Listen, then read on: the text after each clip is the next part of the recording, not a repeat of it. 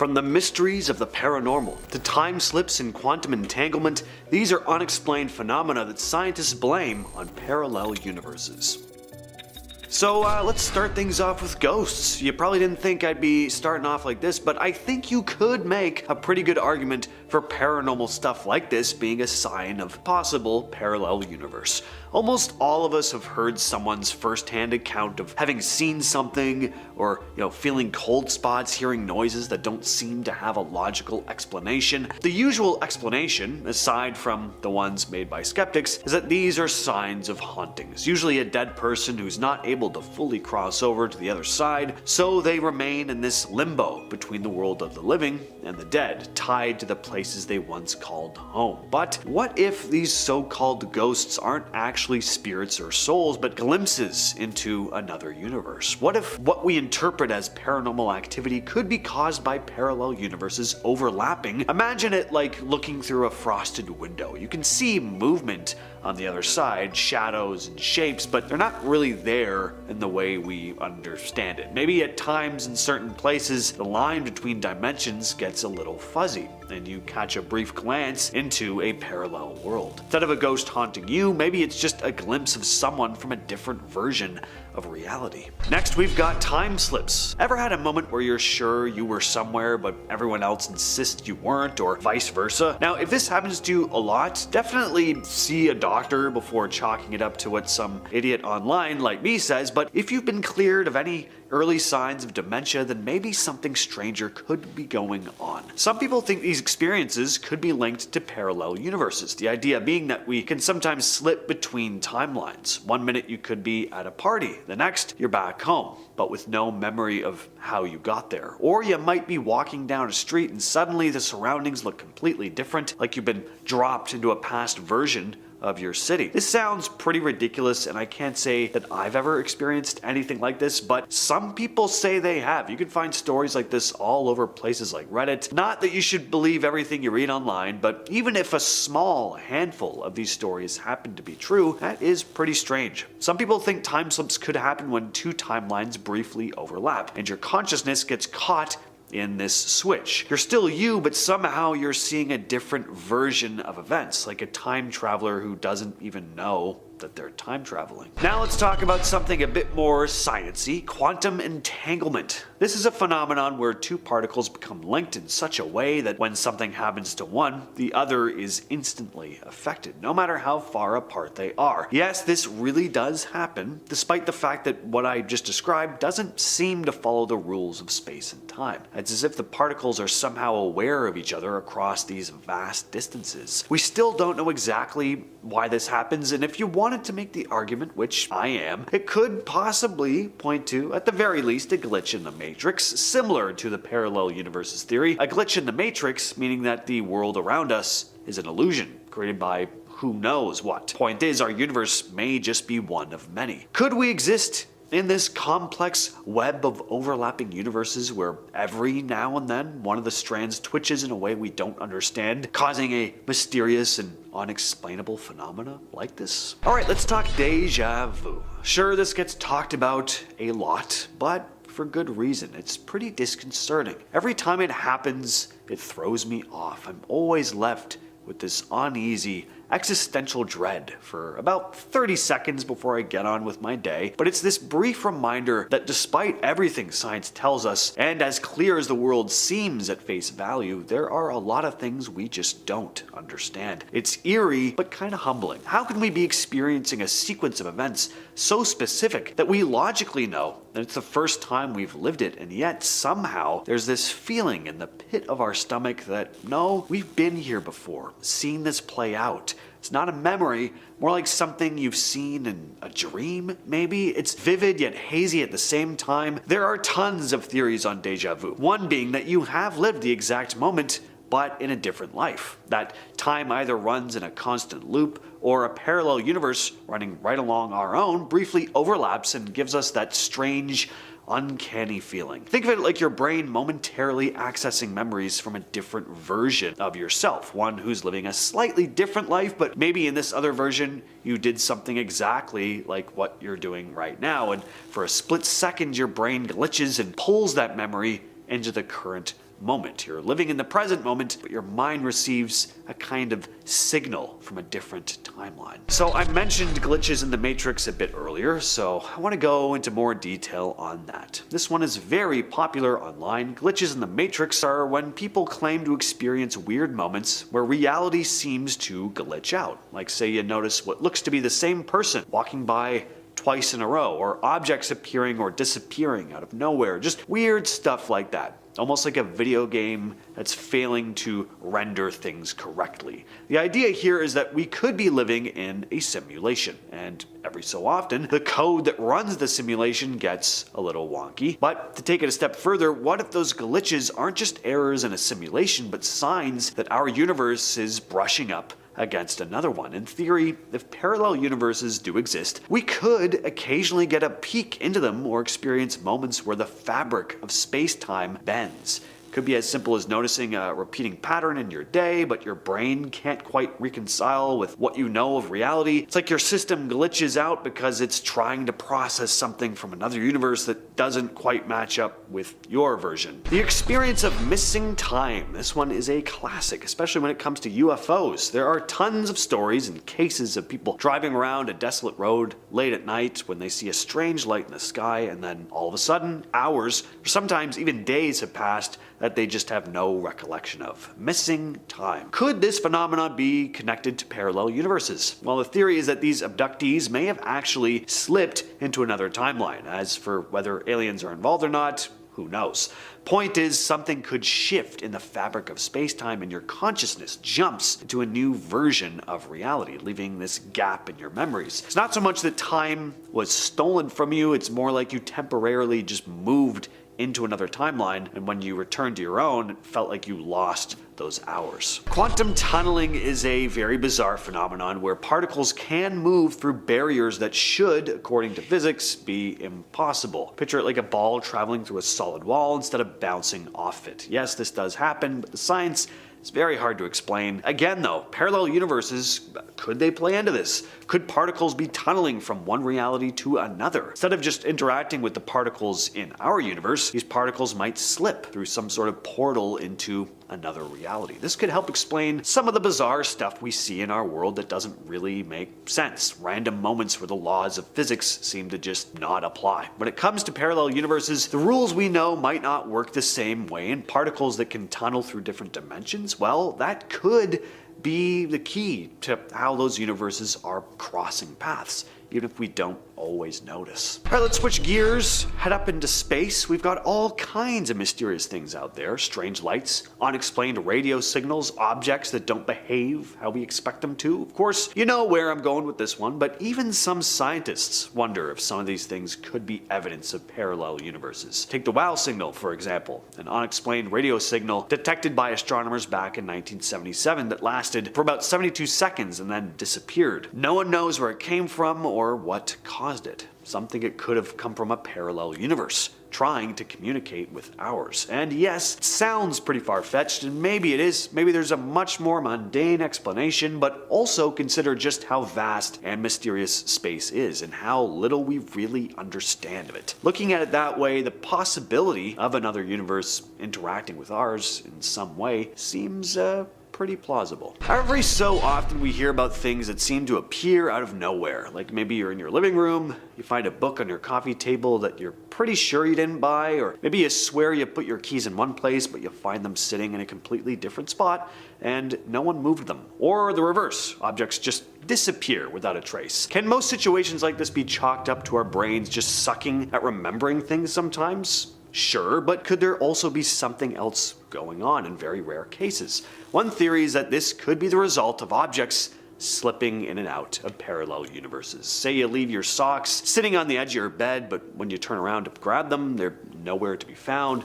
So you look all over your room only to find that they're actually sitting on your bathroom counter. What if they were simply sucked into another version of reality for a while? Maybe it was in a parallel universe for a second, but when the reality shift happens, it comes back, just not in the same place you left them. Mandela effect. A phenomenon where a large group of people remember something in a certain way only to find out that it never actually happened that way at all. I think what's so interesting about this one is that unlike stuff like deja vu or objects going missing, situations that are a lot more likely to happen in isolation, Mandela effects are corroborated by mass amounts of people. For some context, the name Mandela effect comes from people remembering Nelson Mandela dying in the 80s, when in fact he passed away in 2013. Some people think this is a glitch in our collective memory. Like we've all tapped into a parallel universe where things happen just slightly differently. The list of famous Mandela effects is huge, and just continues to grow. From the famous Bernstein Bears versus Bernstein Bears confusion to the misremembered lines from famous movies like Star Wars and Forrest Gump, it's almost like there is a version of reality that some people are still hanging on to, still remembering, even though it never actually existed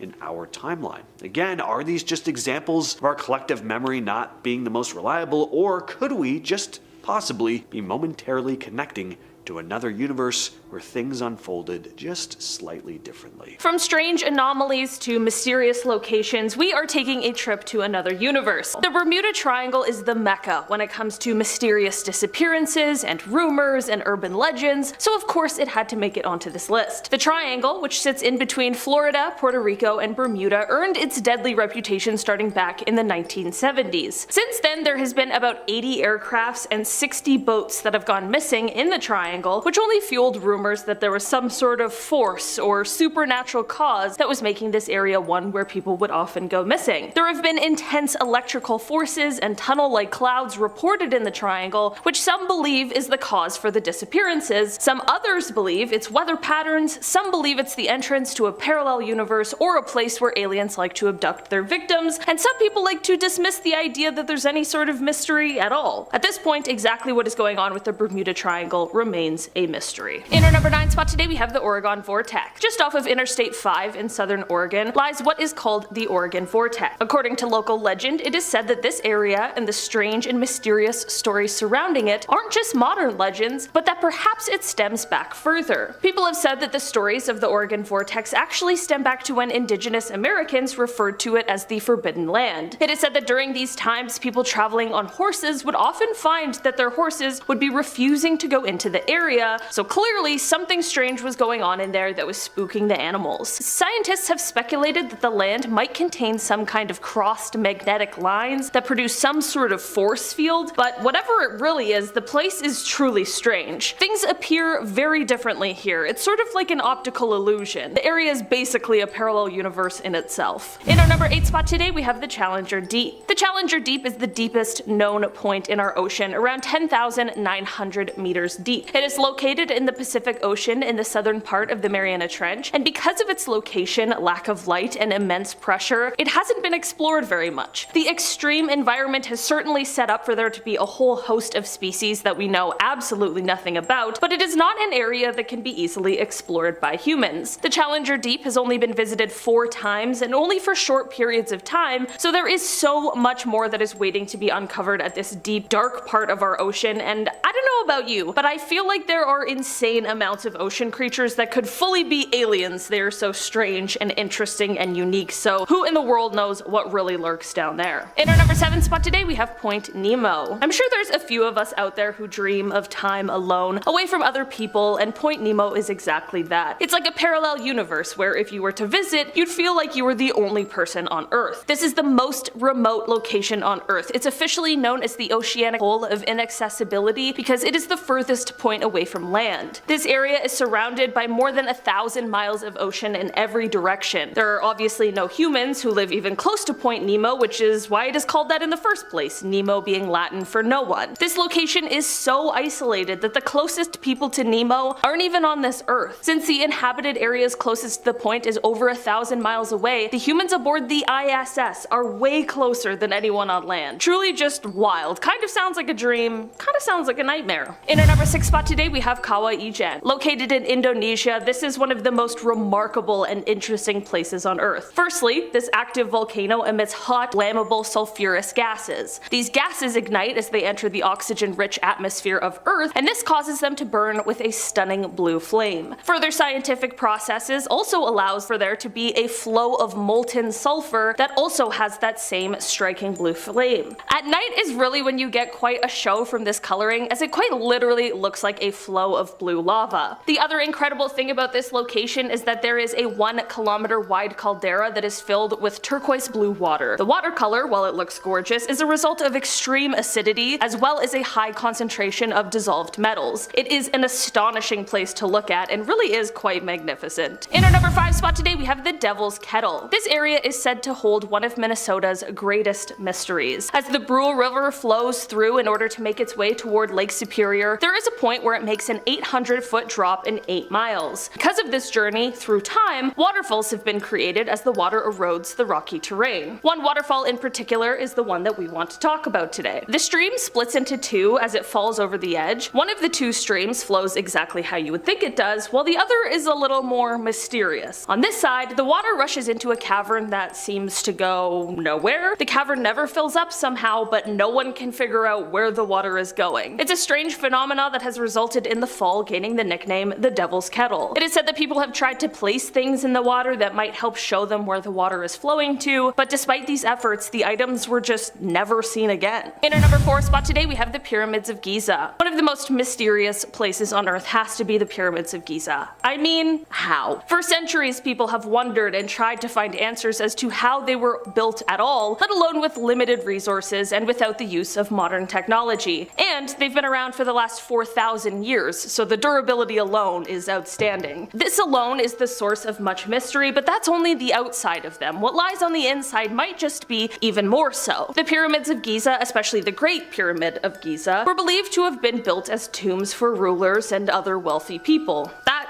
totally makes sense, except for the fact that there hasn't been any mummies found inside of them. Instead, there is just a plethora of secret, unexplored rooms, hidden doors and mirrors, you know, just regular ancient Egypt stuff. Many of these secret rooms remain completely unexplored over fear of damage. One more strange thing about these incredible creations, before we move on though, they were built on the center of the Earth. However they did this, they aligned them perfectly with Orion's belt, with no technology, just pure brilliance. I'm just saying, if anywhere is going to take you to a parallel universe, these pyramids will take you back in time to a completely different world. In our number 3 spot today we have the Crooked Forest. Forests are already creepy. This one looks like it's straight out of a Tim Burton film. The Crooked Forest in Poland. There's around 400 odd-shaped pine trees near the town Gryfino. These trees are about 90 years old, and all of them, from the base, they immediately bend towards the north and then slowly curve back towards the sky like the other trees. Despite the odd bend, these trees are otherwise healthy. There's been so many theories, but none of them really stick. Some suggest it was a gravitational anomaly, but that's a little too far-fetched for me. I don't know. This isn't Interstellar, right? Other theories claim that there were heavy snowfalls that would weigh down the branches, which could check out, but why is it just a select amount? I've also lived in Canada my entire life. We have lots of snow, and I've never seen a Sleepy Hollow tree before. My favorite theory is that farmers were trying to make the tree curved on purpose to make stronger wheels, because the grain direction would make for naturally curved wheels. Again though, nobody knows for sure. What are your thoughts? Do we like the wheel theory? I'm just gonna keep a spare tree tire just in case. Keep it stored safely in the trunk.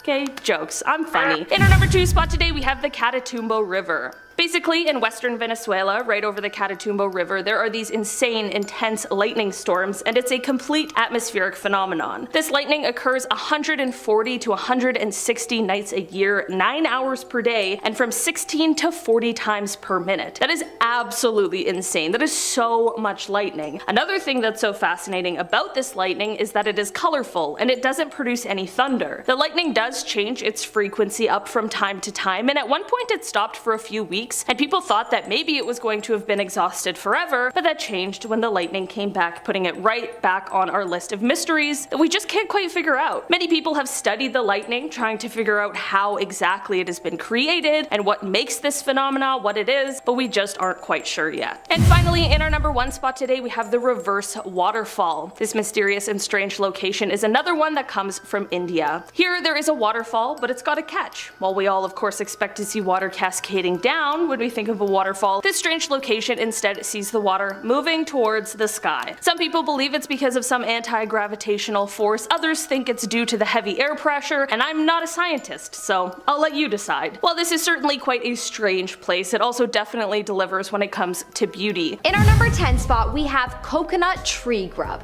Alright, well, this food looks just like maggots. Just why, humans? What would possess someone to eat something that looks like this? Like, really, the first person that stumbled across this was like, yes, this looks delightful. I shall cook it under a hot fire and it will be delightful. No, you can't convince me that humans reacted to this that way. This was clearly discovered by some kind of reptilian person and pushed onto the masses. Or it was brought here from another dimension. Coconut tree grub can be found in the Peru jungle in, you guessed it, coconut trees. Apparently they are protein rich and taste scrumptious when cooked. Nope. I refuse to believe this. In our number 9 spot, we have giant sea squirt. Giant sea squirt can be found in Santiago, Chile, off the coast. And apparently these creatures, known as pura, are as big as basketballs. Look, your girl's not really into seafood, but really, what in the name of my great Aunt Sally is this? Honestly though, anything with a spongy-like texture gives me the heebie-jeebies, so again, I'm a little bit biased. Its little bubble-like corpuscles make me so uncomfortable to look at it. Please leave a comment below and tell me why you think this looks edible, if you do. Vice.com referred to it as looking like an alien living under a rock, and I would have to agree. In our number 8 spot, we have pololo.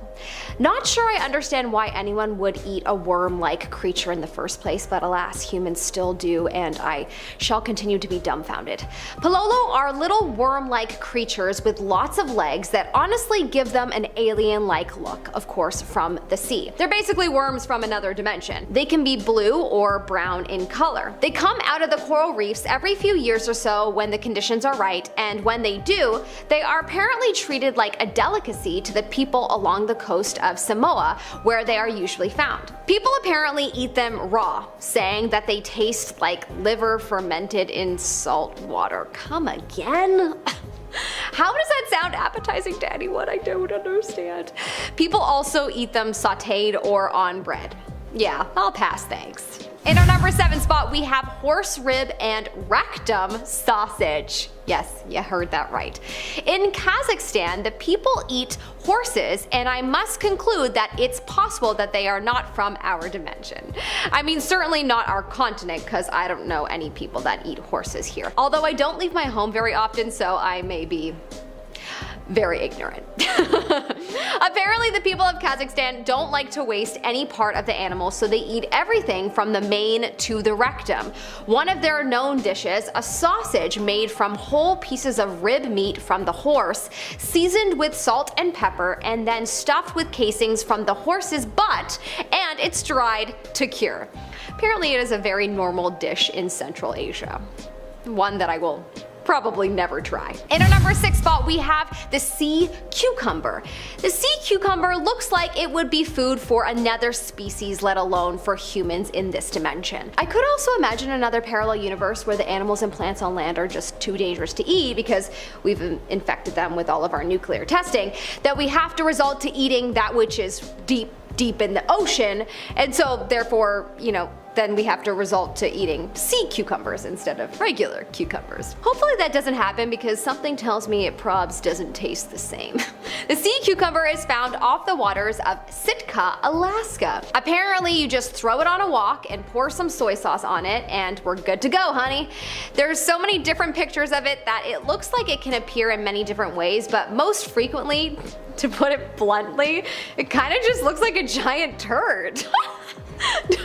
Do you agree? Let me know in the comment section below.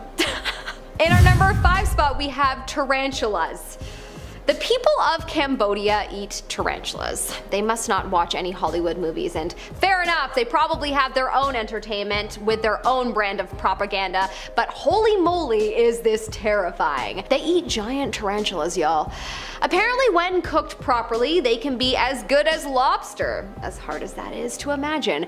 After they are defanged, washed, and then scorched to remove the hair, and then deep fried. They're apparently good, but still, isn't it bothersome to look at their legs and shape? I'm probably too influenced by American pop culture. I'm not even sure I'm convinced anyone from a parallel universe would eat these creatures though. I can get on board with people from another planet, but anyways. In our number 4 spot, we have giraffe weevils. Don't let the name confuse you. This isn't a dish made from an actual giraffe. Giraffe weevils are bugs that have extremely long necks that make them the giraffes of the bug world. They are basically beetles, and people have said that they look like something out of a Dr. Seuss novel. They are from Madagascar, and people like to saute them in salt water and butter. Apparently they have a taste similar to shrimp. Anyways, I think they jumped into this dimension from another one because the idea of a long neck bug just feels surreal to me. So we're gonna go with that. In our number 3 spot, we have Incite. Look, this is a plant, and even though it's not that bizarre to eat plants, I'm going to include this one because it's not widely known and perhaps bizarre to someone from North America or Europe that has never heard of it. This is a plant that is known to be a part of the false banana family, which basically means it's close to a banana, but it isn't. It's only eaten in one area of Ethiopia, and it is considered a superfood there, which is quite interesting. And the people make it into a bread, and they love it. I'm a big banana fan, so I hope I get to try this one day. In our number 2 spot, we have camel kebabs. I don't know why I am fascinated by the fact that I really didn't know that this was a thing. I mean, it makes sense that people eat this as it's as common in some areas as cows are in other areas. But yeah, it is regularly eaten in the Middle East and in North Africa. People find camel kebabs to be delicious. Apparently the kebabs consist of the organs such as the liver and testicles, which are sauteed, and the fat goes into the meat grinder before everything is made into a kebab. This really feels like an idea from an alien or someone from another dimension, but it's probably because living in North America is like living in another dimension when you go to the Middle East. It's just such a different world. So much to learn, so little time. In our number 1 spot, we have octopus ink sacs. Yes, you heard that correctly. I know what you're probably thinking. Don't octopuses use their ink sacs to ward off predators? Would it not therefore be poisonous? It surprised me to hear that apparently not. Apparently you have to first poach the ink sac and then fry it. Typically it was eaten by sponge divers who were away at sea for months that they had to make do with whatever food they caught. It is a very known dish in the island of Kalymnos. However, it is hard to find. Because it's from another dimension. Dun dun dun. Shipping through the dimensions is just quite difficult. But honestly, unless it would somehow make me lucky, I would never eat an octopus ink sac ever. Okay, I probably could be persuaded if I was offered a home in Monaco or, given $1 million or something. Starting off in our number 10 spot, we have tea time. This story comes from someone who has a very strange memory from when they were around 9 years old. They were eating dinner in their room for some reason that they can't quite remember. What they do remember, however, is being sat at their dresser, which had a big mirror. While sitting there, the storyteller's dad came in to check on them and asked if they wanted more tea, to which they replied yes. They picked up their empty teacup and handed it to him and watched as he walked out the door. In the next instant, they looked back over and saw their same teacup, completely full of tea, right where they had just picked up the one that was empty. They of course asked their dad about this after because what in the world is going on, and their dad said that he never came into their room at all. This story is bizarre for sure, but there's also something really eerie about it as well. I can totally see why this was one that really stuck with them. In our number 9 spot today, we have the hotel room. This story starts out with the storyteller explaining that this strange story happened when they were on a family road trip. They write, quote, "We stayed at a hotel for a night. Our room was nothing more than 2 beds and a restroom with a big mirror across from the beds. Everyone went to sleep but me. I stayed up playing a mobile game I was addicted to at the time. At about 2 a.m. I went to sleep. When I woke up, I noticed something was just ever so slightly off. The mirror was gone, the room had 2 separate bedrooms, and there were 3 beds. Apparently I was the only one who noticed it because my family called me crazy. Still confused to this day as to what happened. It's the small changes like this that would have me absolutely freaking out, because it seems small but you know something is off and different. I don't blame them for still remembering this day and questioning what exactly happened here. In our number 8 spot today we have a new phone. Okay. This one wouldn't be the weirdest one in the world, but it has to do with the lost phone, and I just can't get over how strange the place they found it was. So they write, quote, "My friend and I were talking to our roommate and her girlfriend one night. Roommate had just received her new phone and was sitting in bed using it while the 4 of us chatted. So roommate sat her phone down while we were all still chatting. She goes to pick it back up and it's gone. Like, she had just put it down for a few minutes tops before she noticed that the thing had poofed. I call it for her and we can't hear it. We take the comforter and the sheets off the bed, shake them all out, we look under the bed, behind it, everywhere we can. That phone is gone. Even though we hadn't left her room at all during our conversation when the phone disappeared. We tore apart the whole apartment trying to find it. Finally, we decided to try her car. It was locked in the trunk. We live on the 3rd floor and we were all in the same room watching her use it before it somehow teleported. There's something about finding anything in a locked trunk that seems kind of eerie and creepy, and couple this with how the whole thing is seemingly impossible, and you've got a lot of unanswered questions here. In our number 7 spot today we have a server's nightmare. This story starts out with someone explaining that it comes from a time many years ago when they worked as a server at a restaurant. The memory begins with the quintessential server panic experience where their coworker forgot to punch in the food order for a 3-top. If you work in the service industry, you know the absolute panic that sets in, especially if you're like me and never write things down. You can't go back and ask these people what they had when their food should already be out and on the table. It's a panic like none other. Anyway, so this coworker not only forgot to punch in the food, but also of course forgot what the order was. This storyteller was laughing at their stressed coworker who was obviously trying to figure out what to do, and while laughing at him, the storyteller threw out a random order at them. They said, quote, it was probably fried mozzarella, a cheeseburger with no onions, and chicken fingers. While the storyteller was joking and just having fun, it turns out that somehow this was the exact order that the table had ordered and the person needed. It totally freaked the storyteller out, and they even made their coworker let them run the food to the table to make sure that he wasn't making it up. Turns out the storyteller was right and probably saved their coworker a lot of stress and hassle. In our number 6 spot today we have the camp photo. This story comes from someone who has always remembered this strange thing that happened years ago when they were 12 years old and at camp. They explained that they were taking a photo on a disposable camera because cell phones were still in the flip phone phase, and considering the fact that they were 12, even if they weren't, it's not like they had a cell phone anyway.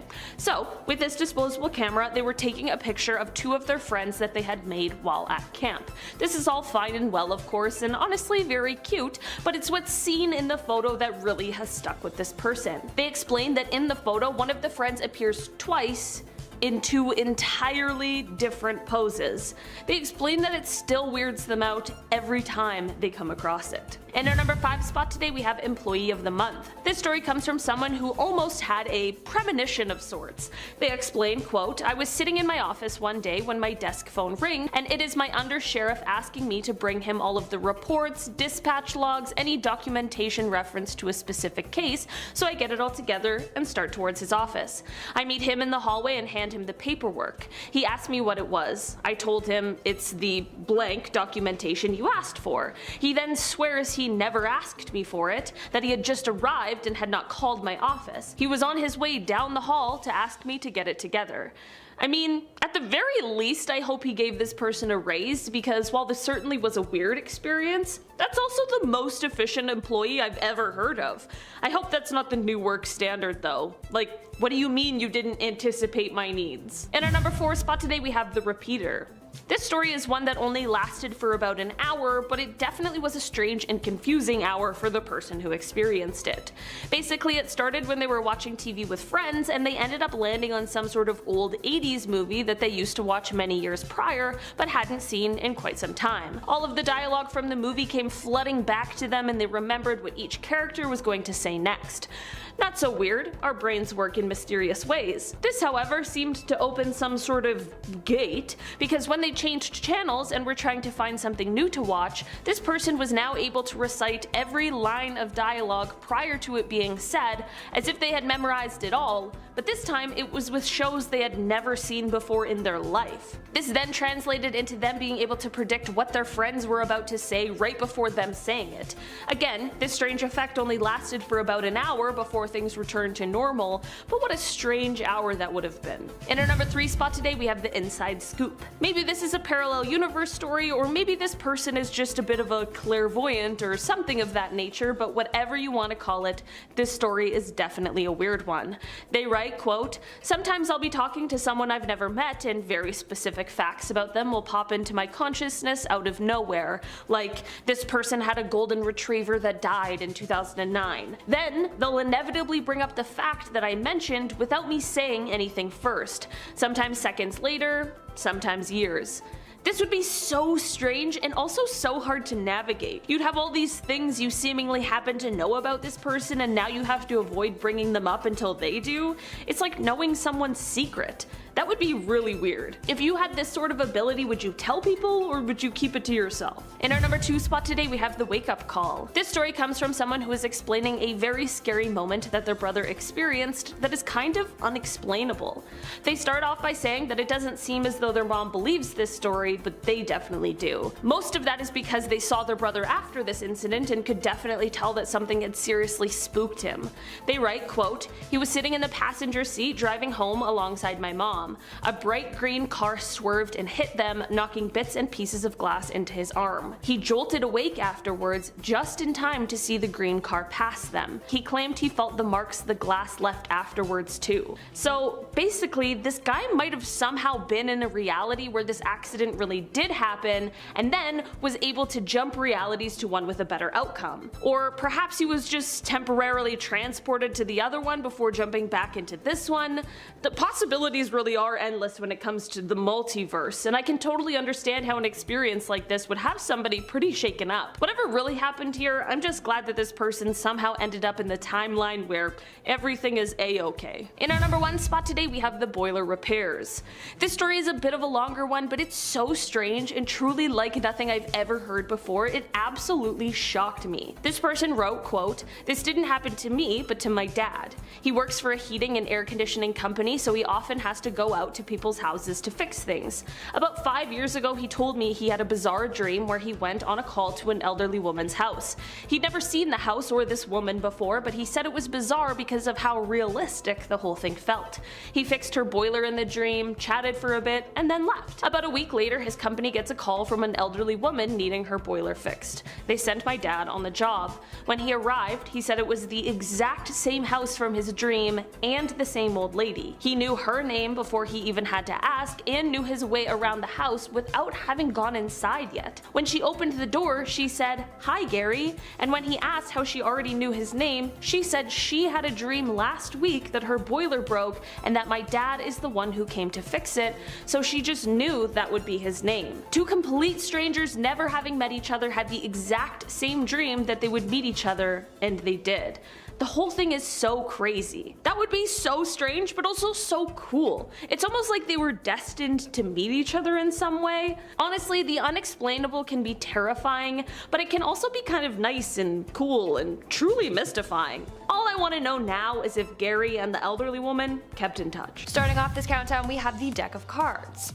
Now, I don't know about you, but normal deck of cards don't have number 1 cards. In place, they have aces. But would you look at that? This odd deck had 1s, which makes me very uncomfortable. I don't know about you, but I've never seen this before.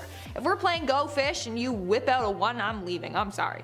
Jokes aside, we have decks with aces because they can serve as the highest card or lowest. So it can serve as a 1 or more than 1.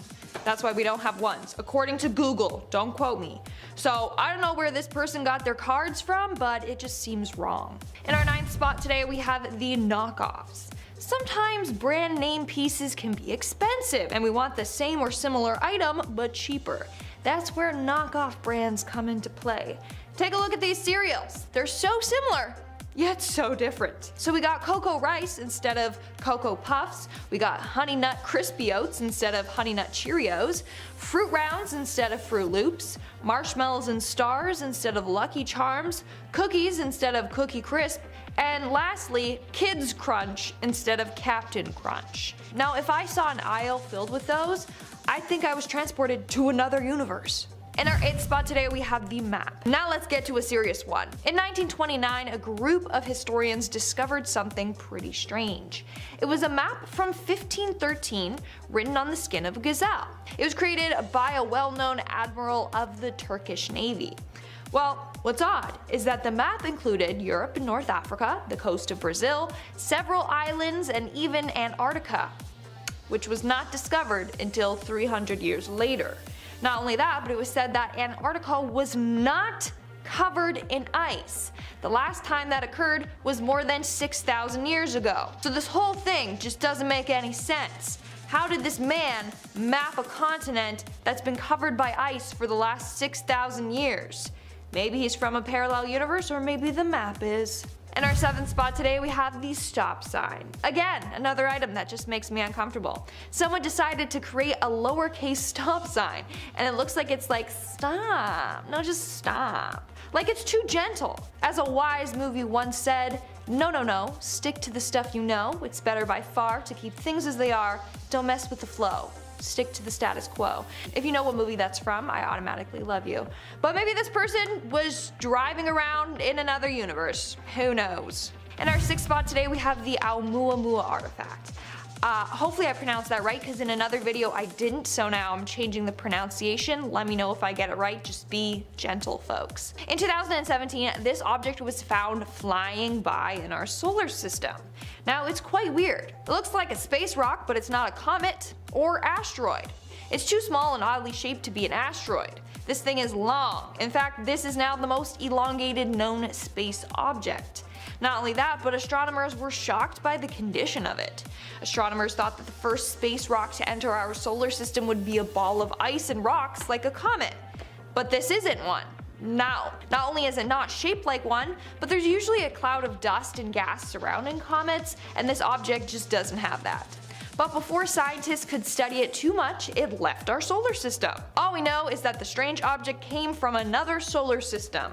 Or maybe a different universe, and that's why it's so weird and unlike anything we've ever seen before. We're now at our 5th and halfway mark with the archless McDonald's. Imagine this, okay? You're hungry, you're driving down a road, madly looking for places to stop and eat, and that's when you see it. Off in the distance, you see 2 golden arches, and you know exactly what awaits you.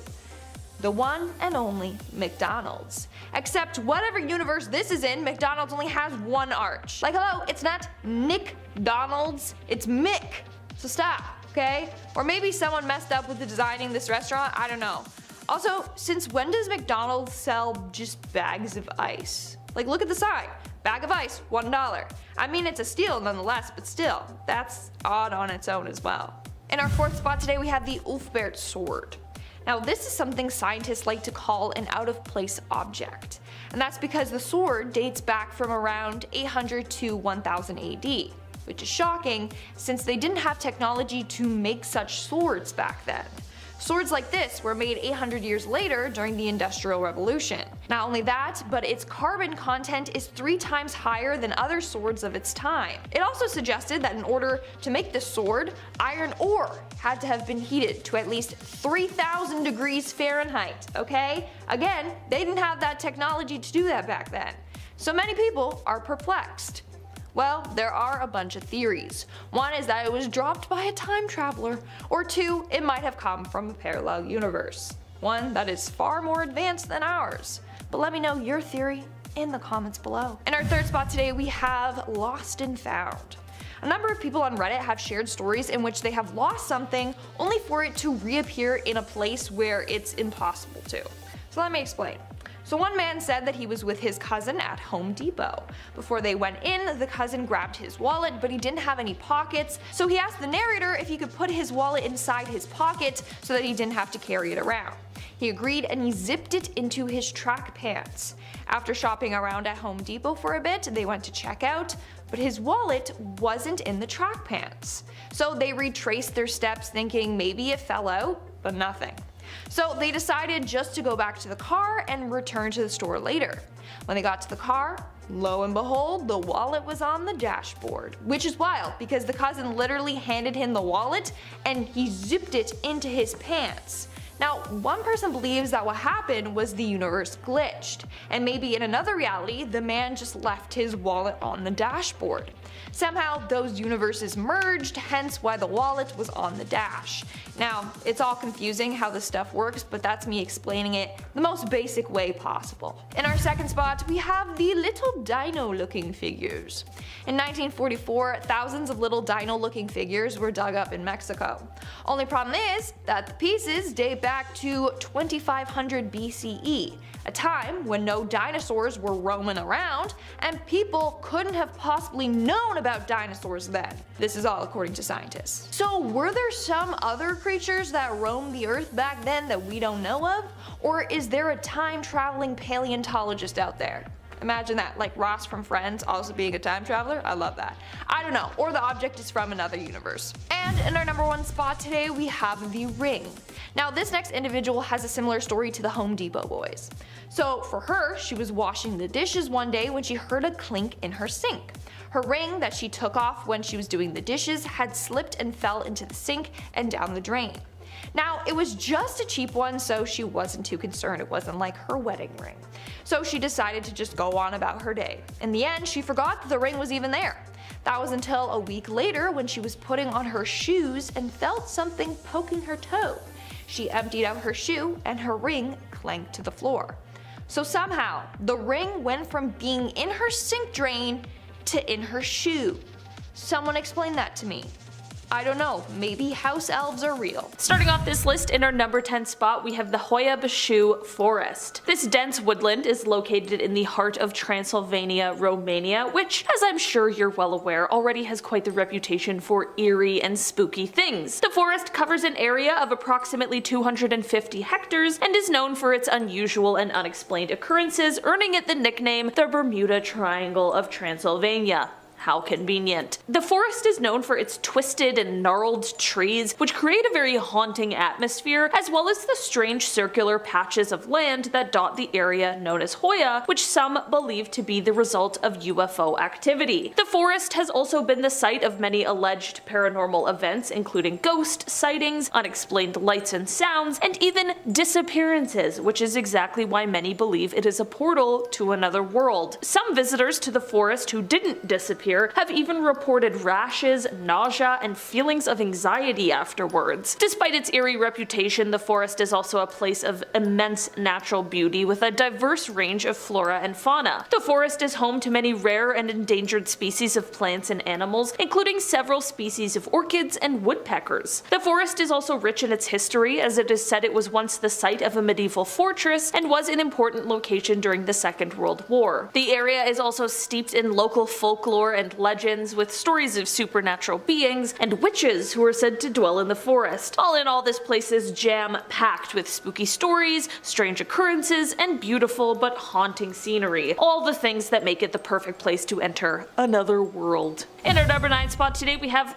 the real Bermuda Triangle, not the Bermuda Triangle of Transylvania. The Bermuda Triangle is really just the mecca when it comes to mysterious disappearances and rumors and urban legends, so of course it had to make it onto this list today. The triangle, which sits in between Florida, Puerto Rico, and Bermuda, earned its deadly reputation starting back in the 1970s. Since then, there has been about 80 aircrafts and 60 boats that have gone missing in the triangle, which only fueled rumors that there was some sort of force or supernatural cause that that was making this area one where people would often go missing. There have been intense electrical forces and tunnel-like clouds reported in the triangle, which some may believe is the cause of the disappearances. Some others believe it's weather patterns. Some believe it's the entrance to a parallel universe or a place where aliens like to abduct their victims, and some people just like to dismiss the idea that there's any sort of mystery at all. At this point, exactly what is going on with the Bermuda Triangle remains a mystery. In our number 8 spot today, we have the Oregon Vortex. Just off of Interstate 5 in southern Oregon lies what is called the Oregon Vortex. According to local legend, it is said that this area and the strange and mysterious stories surrounding it aren't just modern legends, but perhaps it stems back further. People have said that the stories of the Oregon Vortex actually stem back to when indigenous Americans referred to it as the Forbidden Land. It is said that during these times, people traveling on horses would often find their horses refusing to go into the area. So clearly, something strange was going on in there that was spooking these animals right out. Scientists have speculated that the land might contain some kind of crossed magnetic lines that produce basically like a force field, but whatever it really is, the place is truly strange. Things appear very differently here. It's sort of like everything is an optical illusion. The area is basically a parallel universe in itself. In our number 7 spot today, we have Socotra Island. Socotra Island is a remote island located in the Arabian Sea, about 240 kilometers east of the Horn of Africa and 380 kilometers south of the Arabian Peninsula, and it has been described as, quote, the most alien-looking place on Earth. It is a part of Yemen and is known for its unique and otherworldly qualities, as well as its rare and endemic plant and animal species. In fact, so many species here are endemic that up to a third of its plant life isn't found anywhere else on Earth. The landscape of Socotra is strikingly surreal, with towering limestone cliffs, deep caves, and white sand beaches. The island is home to unusual rock formations and the infamous dragon blood trees. This strange-looking umbrella-shaped tree have a red sap inside of them, which is thought to be the dragon's blood of the ancients. In addition to its natural wonders, Socotra has a rich cultural heritage with a mix of African, Arabian, and South Asian influences. The island's inhabitants, the Socotri people, have a unique language and a way of life that has been preserved for centuries. Overall, this island is just truly otherworldly, and it offers a glimpse into a world unlike any other, with the island's landscape being compared to that of a science fiction movie set.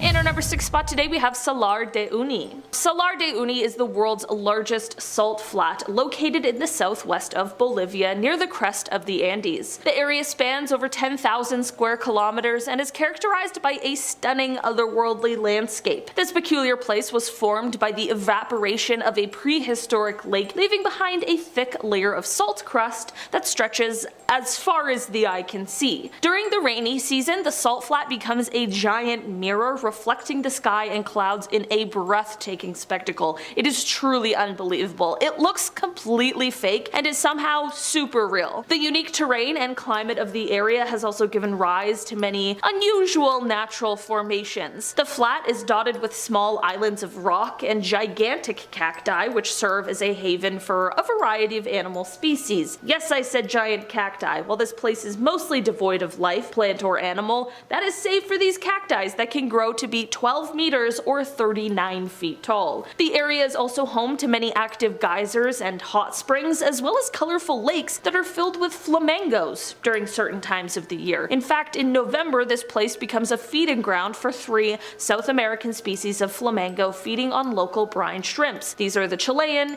Andean, and rare James flamingos. Aside from its natural wonders, Salar de Uyuni is also rich in cultural history. The area has been inhabited by the indigenous Aymara people for thousands of years, and they have maintained their traditional way of life and culture to this day. In our number 5 spot today, we have the Challenger Deep. The Challenger Deep is the deepest known point in our ocean, around 10,900 meters deep. It is located in the Pacific Ocean in the southern part of the Mariana Trench, and because of its location, lack of light, and immense pressure, it hasn't been explored very much. The extreme environment is certainly set up for there to be a whole host of species that we know absolutely nothing about, but it is not an area that can be easily explored by humans. The Challenger Deep has only been visited 4 times and only for short periods of time, so there is so much more that is waiting to be uncovered at this deep, dark part of our ocean, and I don't know about you, but I feel like there are crazy amounts of ocean creatures that could fully be aliens. They are so strange and interesting and unique, so who in the world knows what really lurks down there? In our number 4 spot today we have East Scotia Ridge. In the Southern Ocean, about 2,400 meters down, you'll find this biological community or habitat that was discovered in 2012. East Scotia Ridge is a remote underwater mountain range located between South Georgia Island and the Antarctic Peninsula. The ridge is known for its unique and very mysterious geology, as well as its diverse marine life and harsh environment. It is dark down there, but it is also hot as it is being warmed by hydrothermal vents, and it can reach temperatures up to 382 degrees Celsius, which is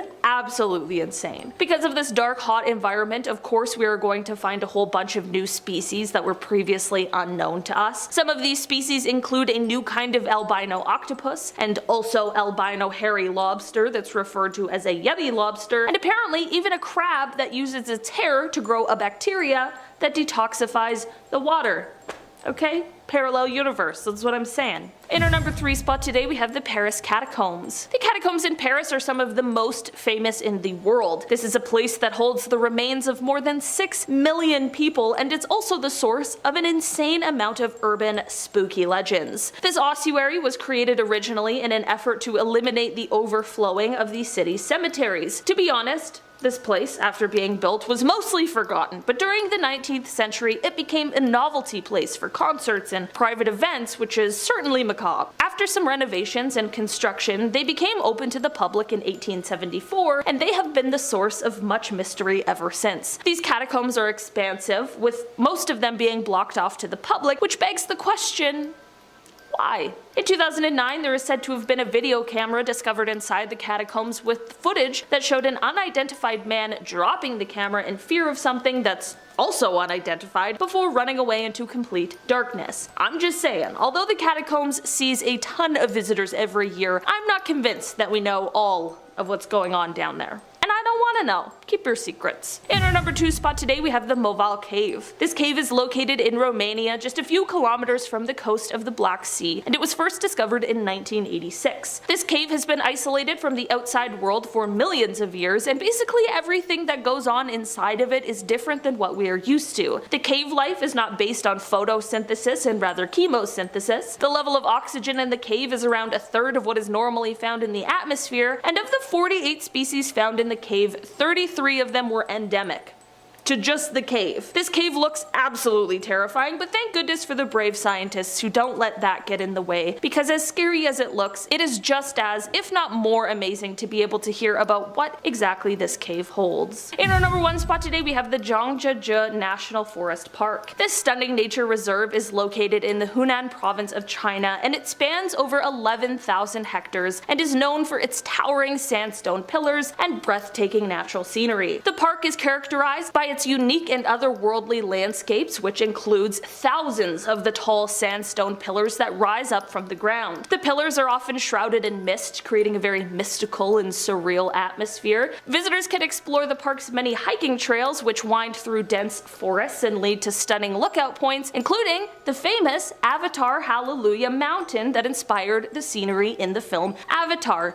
You too can visit Pandora right here on Earth. The area is also home to a diverse range of flora and fauna, including many rare and endangered species. Aside from the natural, this is also a spot rich in history, as it was once the home to many ancient temples and shrines located within the park. The area has been inhabited for over 3,000 years, and visitors can explore many historic sites and learn about the region's rich cultural heritage. Overall, this national forest park is a truly spectacular destination that combines natural beauty, cultural history, and a sense of awe and wonder that is sure to leave visitors feeling as though they went to another world. In our number 10 spot we have Chick-fil-A. There is something called the Mandela effect. That is a term that was invented to describe a situation where a large group of people remember a situation different than how it is. But of course, if you brought an entire human race into a new dimension, how else are you going to explain how so many people remember different events and situations that happened to the ones they're being presented with now? Naturally, you would invent invent a term to convince everyone into believing that their memories are false, and what they remember was influenced by a common eye trick or a memory trick. Like in the case of Chick-fil-A. A large group of people remember the famous restaurant without a K. I am one of those people, actually. When doing my research on this, I thought the incorrect spelling was with the K, but in fact, Chick-fil-A always had a K apparently. The thing that nobody can question me on specifically is a memory I have of looking at a Chick-fil-A sign and thinking, as a kid, why isn't there a K? So take that, government. That's a very specific thought memory that you can't influence. Who else remembers it without a K? Let me know in the comment section below. In our number 9 spot, we have Skechers. This is another label that has been questioned over the last few years by many, and it has also been attributed to the Mandela effect. Most people agree that the brand Skechers spells their name Sketchers, but actually in this reality, okay fine, perhaps maybe just in reality in general, who knows, the brand is spelled Skechers. There is apparently no T. This is another situation where I personally remember it being spelled with a T. When I was younger, I remember writing about it in a report for school, and I did not know how to spell it. I remember sounding it out, and then when I looked it up, I was surprised that it had a silent T. Somebody explain this memory, please. You cannot convince me that it is Skechers with no T. It just doesn't look right. I wonder at what age do people start thinking that there is no T. That'll give us a good idea as to when we got transported into a new dimension. In our number 8 spot, we have the Torrid Traveler. I had to include this story in here as it is such a wonder as to why it is not talked about more. Does the government not want people to talk about this for a reason? Possibly. In 1954, there was a man who was traveling to Tokyo, Japan, when he got off the plane in Tokyo and was pulled aside by security for having a passport from a country that didn't exist. The customs officials grilled the man on why he had a fake passport and fake custom papers, and annoyed, he insisted that his passport and papers were real. He supposedly had all kinds of bank statements and documents from a country in Europe called Torrid. The police pointed to an actual country called Andorra, and apparently the man insisted that yes, that is where his country is, but it is called Torrid, and it's been around for thousands of years. The man was held in a hotel for several hours while the government analyzed his papers. The next morning, when the government went into the hotel room to speak with him, he had vanished back to his parallel universe, I think. In our number 7 spot, we have the case of Lorena Garcia. This is a very interesting story. I definitely think it is possible that this story was covered up, as it is a story that a lot of people do not know of and may be shocked to hear about. A woman by the name of Lorena Garcia woke up one morning to find that nothing was familiar to her. Her home, her friends, her job, she did not recognize a thing. She still looked like herself and had the same name, but her room and basically everything was different. The story made a few newspapers, but it eventually died, as it would, of course, if it is a story that a lot of people shouldn't hear about, so that we don't all start collectively putting the pieces together and questioning everything, as we probably would. People thought that she suffered from memory loss. However, all signs actually pointed to her being in perfect health, as well as nothing traumatic had occurred that would make anyone believe that theory. So, in conclusion, she probably slipped into a parallel dimension that the government didn't want us to know about. In our number 6 spot, we have the backwards universe. An experiment was done by NASA's Antarctic Impulsive Transient Antenna, or ANITA. Anita, darling. A little 101 Dalmatians reference for ya. Gosh, I get distracted so easily.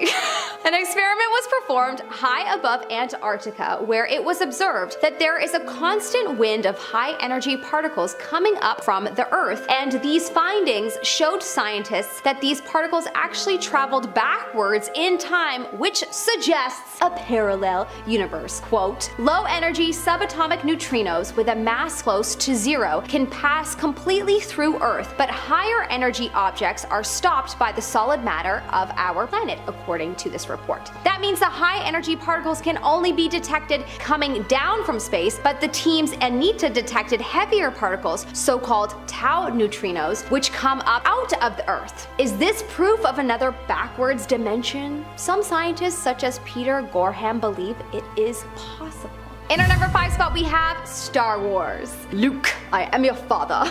Okay, this one could very well have been misconstrued over time, as people have repeated this in many movies, and it's possible that someone somewhere just decided to throw in the Luke bit so that people understood which character Vader was the father of. Makes sense. But still, in online platforms, people are convinced that at some point in time, Darth Vader said, "Luke, I am your father," instead of what is actually said, "I am your father." No Luke. Is this a sign that in another universe Luke was actually said? I don't know. This is a bit of a weak sign for me, but others disagree. Would love to know your thoughts in the comment section below. Did the government cover this one up?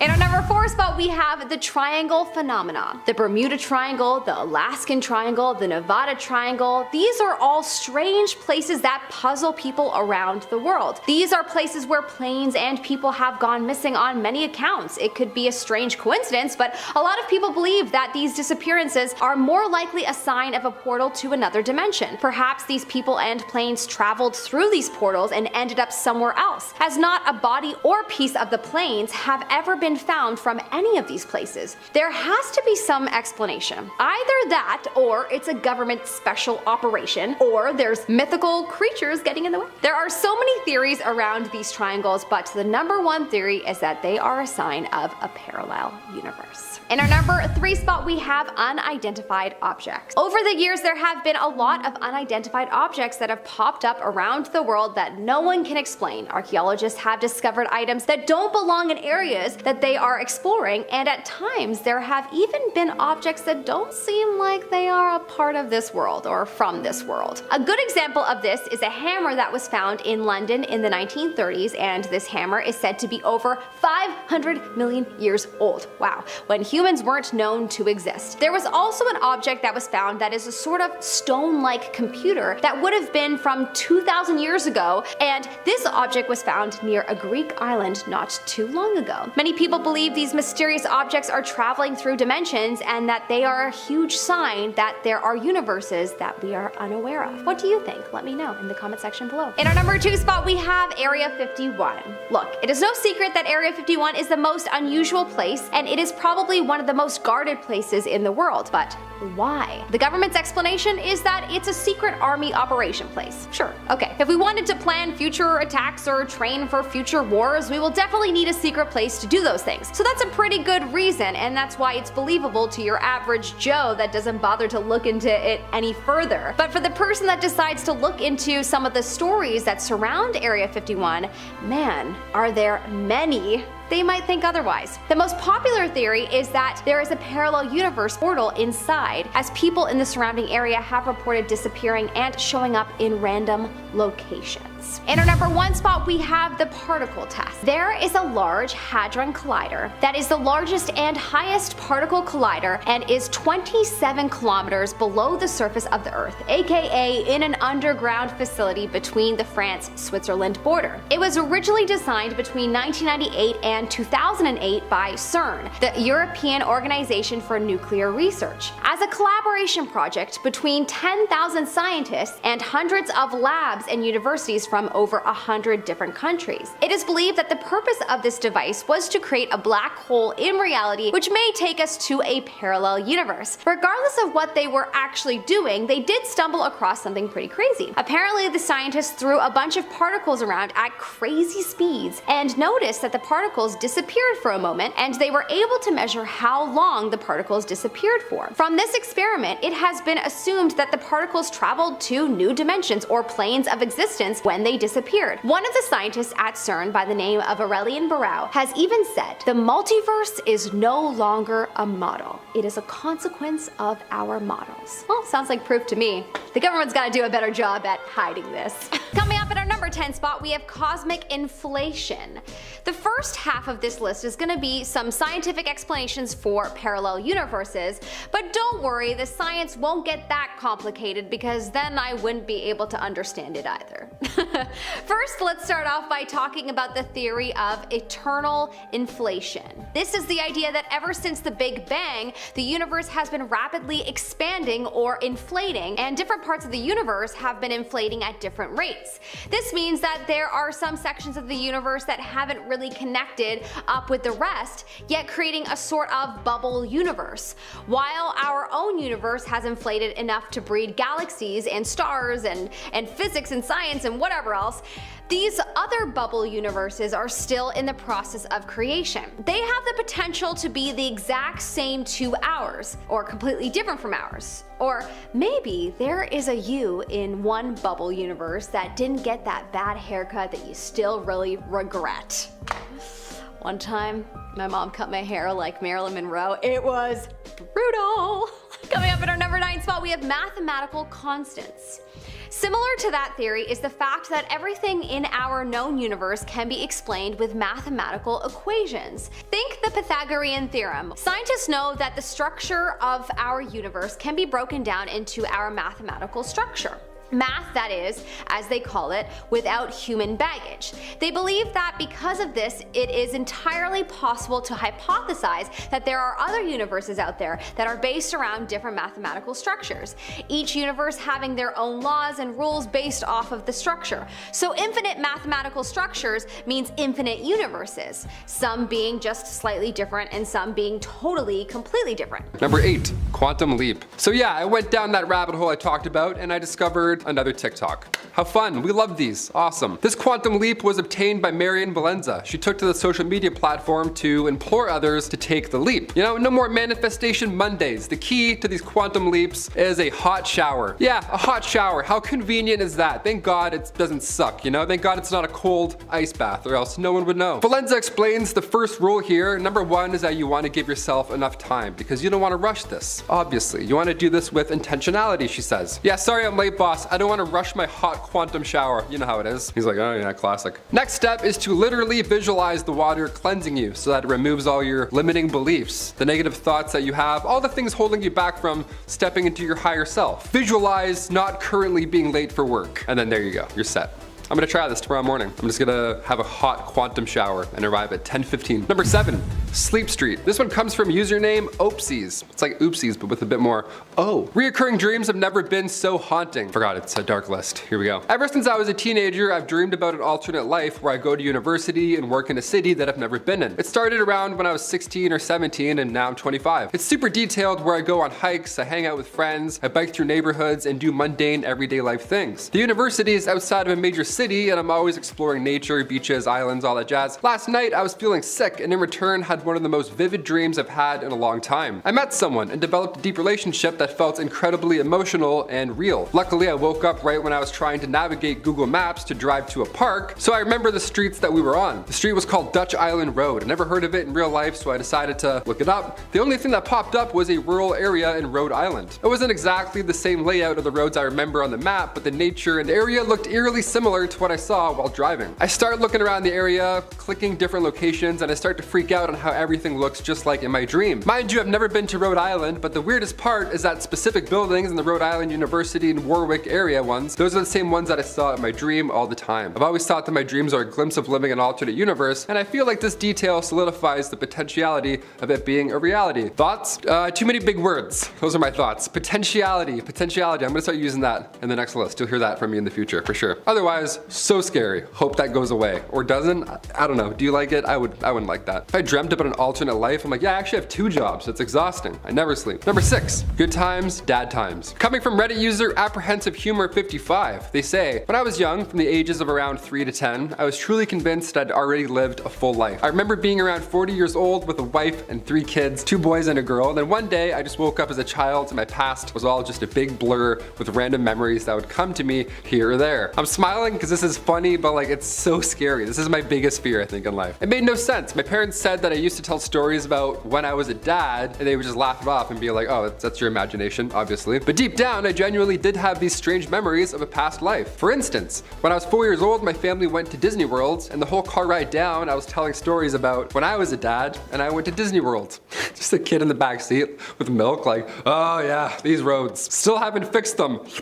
The weirdest thing is that when we got to Disney World, I knew that I'd already been there before. I knew where everything in the park was and was essentially showing my family everything. At that time, my family just thought it was weird that I knew where everything was, but at the time in my head, it all made sense. To me, I just knew where all the rides were because of when I was a dad. After a while, I stopped telling these stories of when I was a dad because my siblings would always make fun of me for it. I'm not laughing at you, I'm laughing, this is my worst, I'm laughing at you a little bit, this is crazy. Eventually, I just started going on with my life and haven't thought about much of it since, although I wish I did because the memories back then were much more vivid and real than how they are now. He's gonna be so confusing 30 years to his kids. He's like, when I was a dad for the first time, Disney was way less busy. Kids are like, first time? What other family? What are you talking about? Why is mom crying? That's so scary.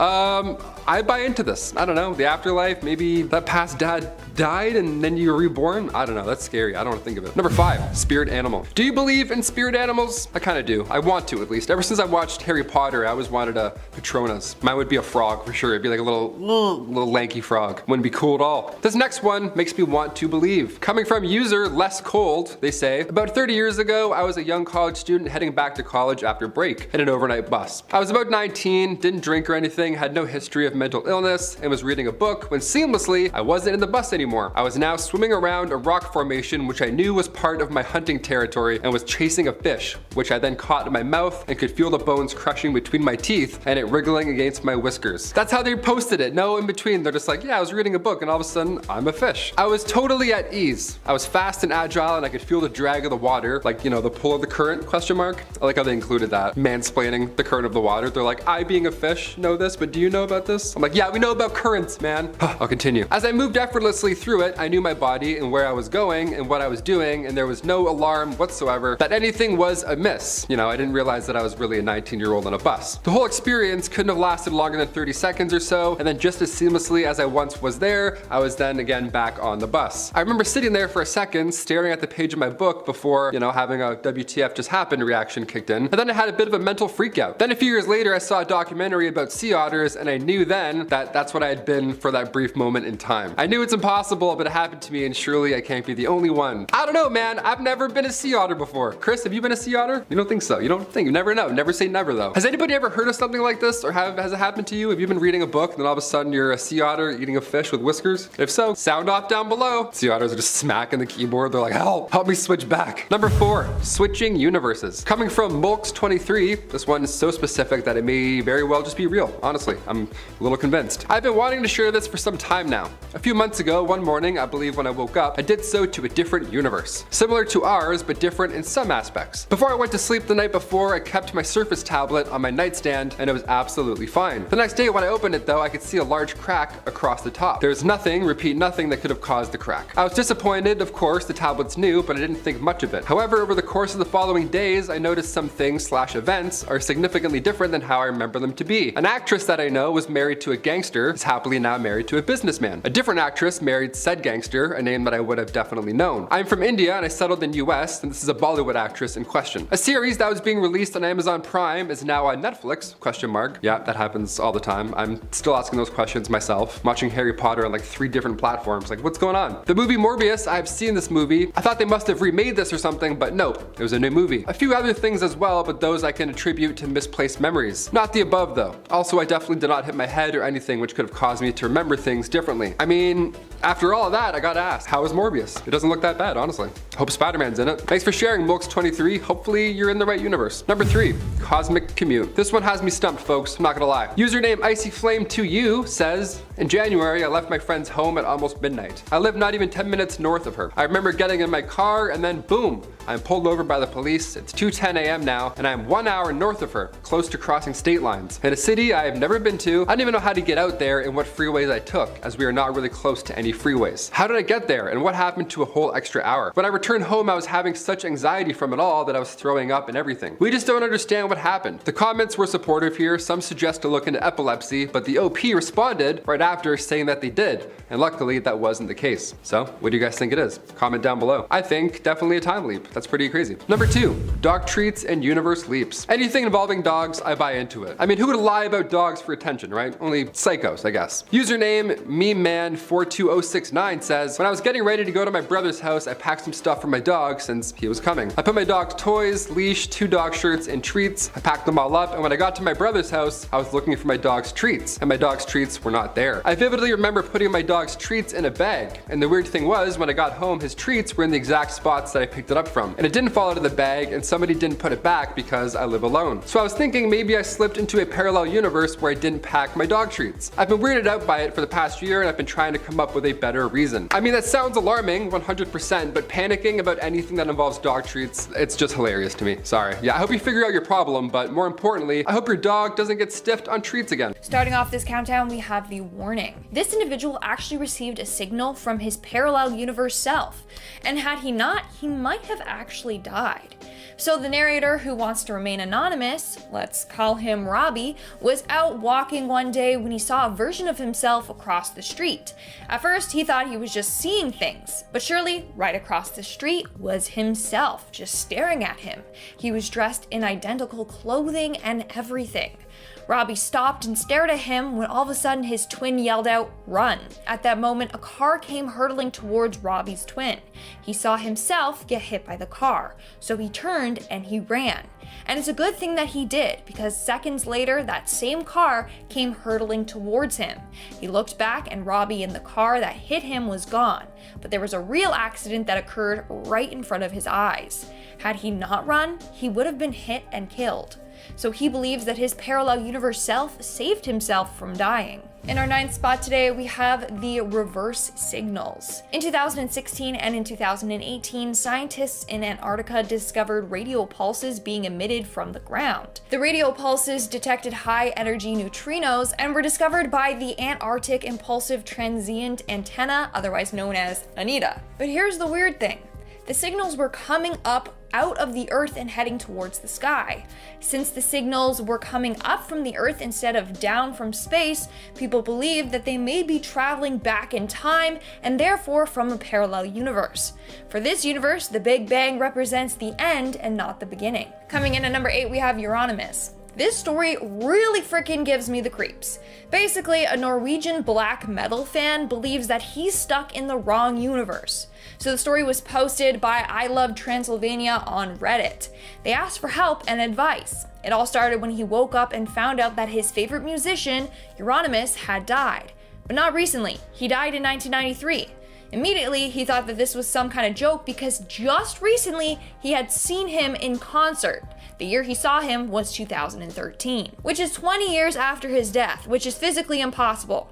Not only that, but in the early 2000s, he bumped into him in a shop and even bought a record from him there. Not only that, but he can't seem to get in contact with any of his friends. He tries calling and texting, but their numbers are all out of service. So this guy either thinks he's going insane or he somehow got transported to another universe, our current one, in which Euronymous passed away in 1993. In our 7th spot today, we have the man from Torrid. Now, this might be a perfect example of some accidental dimension jumping. Now, you might be sick of hearing me talk about this story, but it literally blows my mind. It's one of my favorite stories, so I'm sharing it again.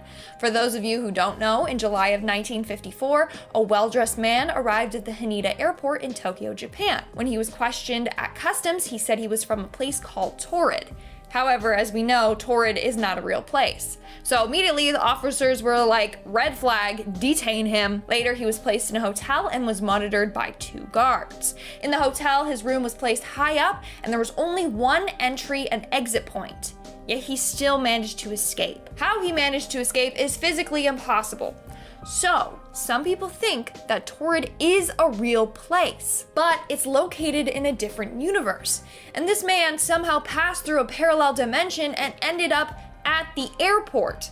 Others think that it's all just a made-up legend. If so, then why did the story get international news and wind up in the papers? I don't know, it's up to you. You believe whatever, but I think it's freaking creepy. Coming in at number 6, we have the parallel drivers. You're about to notice a trend here. A number of parallel universe stories feature cars and car accidents. It's quite weird, like this one. So this next guy was visiting his grandparents when he was almost hit by a car. So he was in a car park when a car nearly hit him and another car. As the car passed him, he got a look at the passengers. And that's when he knew that something was very off. In the car, there were 3 passengers, a woman, her daughter, and a male driver. What was weird is that they were all staring, looking forward, with no emotion on their face whatsoever. It looked as if they were all just zoned out, or in another world, maybe quite literally. As the car continued driving by, he realized that it was his family's car. Freaking out, thinking that their car had been stolen, he ran to his family, only to find the car parked in the grandparents' driveway. Now, I don't have an explanation for this one. I really don't. But it seems like the people in that car were from another dimension and were unaware that they were appearing elsewhere. Seems like the two universes might have merged for that second. We're now at our 5th and halfway mark with deja vu. After all this time, scientists don't have a clear explanation for deja vu. They believe that everyday deja vu experiences might be linked to the memories in our temporal area, but they have yet to prove this or come up with any other explanations. Others believe that deja vu occurs when different universes are in sync for a short period of time. For example, maybe in one universe you picked up a bottle of wine to pour yourself a glass, but maybe a different version of yourself in another universe picked up a beer. This happened at the same time, so you're in sync for that moment. And that's when you get that feeling, like, didn't I just do this? It's because your other self did something similar. Coming in at number 4, we have precognitive dreams. Precognitive dreams are dreams that can predict the future, or they can provide you with information that you wouldn't have otherwise known. There are a number of people that have had this happen to them, including myself. I've had dreams and then the next day it's come true, and there's no possible way for me to have known that this was going to happen. In fact, we have a whole series on dreams that have predicted the future, so if you want, check that out as well. Anyways, one theory is that these dreams are signals from your other self in a different universe. Maybe something is about to happen in your life and has already happened in their life. Or they're sending you a signal in your sleep to warn you about upcoming dangers. Moving on to number 3, we have the change of route. A couple of years ago, the next narrator was walking to work one day when they all of a sudden had an urge to take a different path.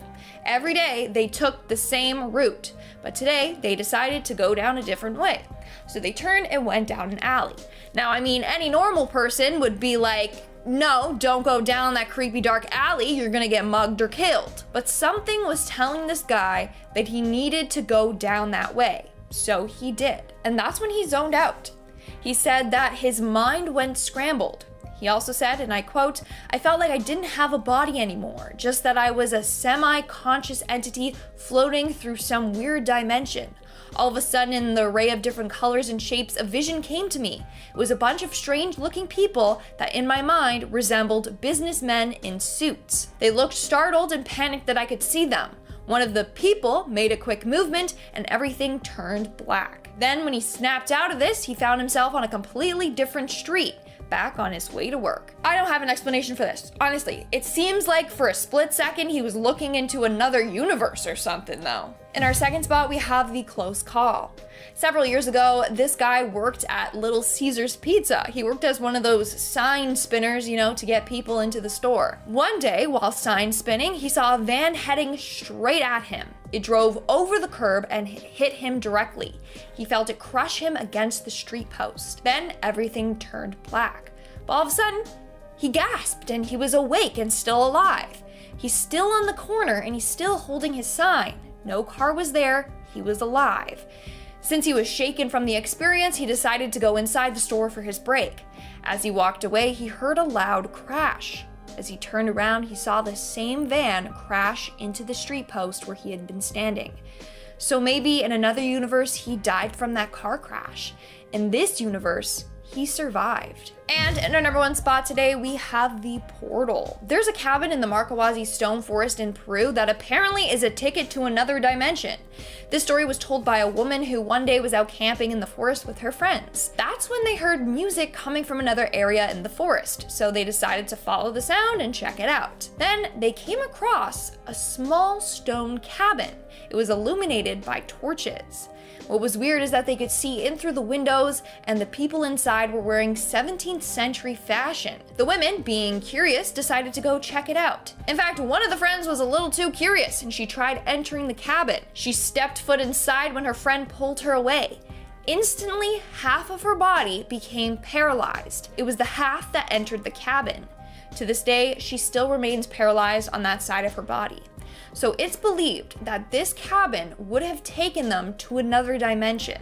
Since half of her body entered another dimension and then was yanked out, it threw off her nervous system, resulting in her partial paralysis. We are so back with even more Bigfoot videos lined up for you guys by yours truly. I try to keep things fresh by using videos you guys haven't seen me talk about before. Let's roll the tapes on some of these spooky, nasty, stinky, dare I say, Bigfoot videos. I'm not gonna lie, this is impressive, fake or not. The everyday person is not able to lift a 30 to 50 pound pine tree like that and swing it over its head, unless someone was purposely training in the gym like that with a barbell, which is roughly the same weight. But this thing picks it up like it's a baseball bat, swings it up and brings it down hard on another stack of branches. I was watching this video and was feeling a little anxious myself. When it looks at the camera, that's where it kind of loses me, because it looks a little too human-like, but has one of the most intense stares I've ever seen, as it locks eyes with us down the barrel of the camera. I couldn't tell you why he's ripping up the forest like this. You know, maybe he's building a little nest to attract some pretty female Bigfoot tests. Even at the end, this guy's height is quite huge, and he's standing next to pine trees. I'm not good at measuring by eye, so I'm gonna leave y'all to figure that one out. Overall, very entertaining video, despite it possibly being fake, because I was impressed by the raw strength. Ain't nothing like the comfort of driving in the middle of the night on a road that's covered in snow, making it even more difficult to even attempt at trying to drive away if something came after you. Thankfully, nothing does for these guys, who apparently spotted a Yeti, which is a part of the same family as a Bigfoot, fun fact, in Russia. This was all caught on camera with their dash cam, and on their drive, spotted, at least what it appears to me, a man ran and jumped over a snowbank, crossed the road, and into the darkness whence it came. This one doesn't appear as tall as the one in the first video, and it looks to be around my height. Maybe a younger Yeti? If my height is considered to be an average height of a baby Yeti, I'm going to scream. I think it's clear though that this wasn't CGI at least, because as they get closer to where they spotted the monster, we even get to see the footprints it left behind. At first, it looks like they didn't even realize the footprints were there until they stopped the car and reversed themselves to get a better look. Personally, that's an interesting little thing to have, because the majority of fake videos would either end at the sighting, but adding in such a natural human gesture like that of taking a double take of the footprints just seemed really intriguing to me. It just feels right to include more of the Yeti Bigfoot in these videos due to it being December and around Christmas time. The clip is pretty straightforward. We see what appears to be a white speck make its way across the side of a cliff at a pretty decent speed, and not the usual tempo that people struggle with while their feet are being absolutely vacuumed by the frozen water beneath them. The creators of this video also included some interesting footage of the supposed footprints around the area where it was seen. But this is where it loses me, because when they zoom in on the prints, sure, they look pretty cool at first, but footprints don't usually appear like they're walking on a tightrope. You gotta stagger them, not make them completely straight. I will give you props though, because I'm finding it difficult to how you would have managed to pull it off without leaving any prints yourself. Drone mayhaps? Another beefy boy, but this time he's got some red coloring unlike the usual black majority of us are used to. This video was uploaded to the channel Sasquatch Confessions, so I think the original filmer was left anonymous. From how I'm seeing it, the guy filming happened to find the Sasquatch on a trail path and had originally mistaken it for a bear, until it got up and walked away. It seemed to know he was there. I mean, yeah, you're in an open area and you're pointing a camera directly at him, I would notice you too. And then this alleged beast gets up to leave. He is quite the size. Tall? Not so much, but wide?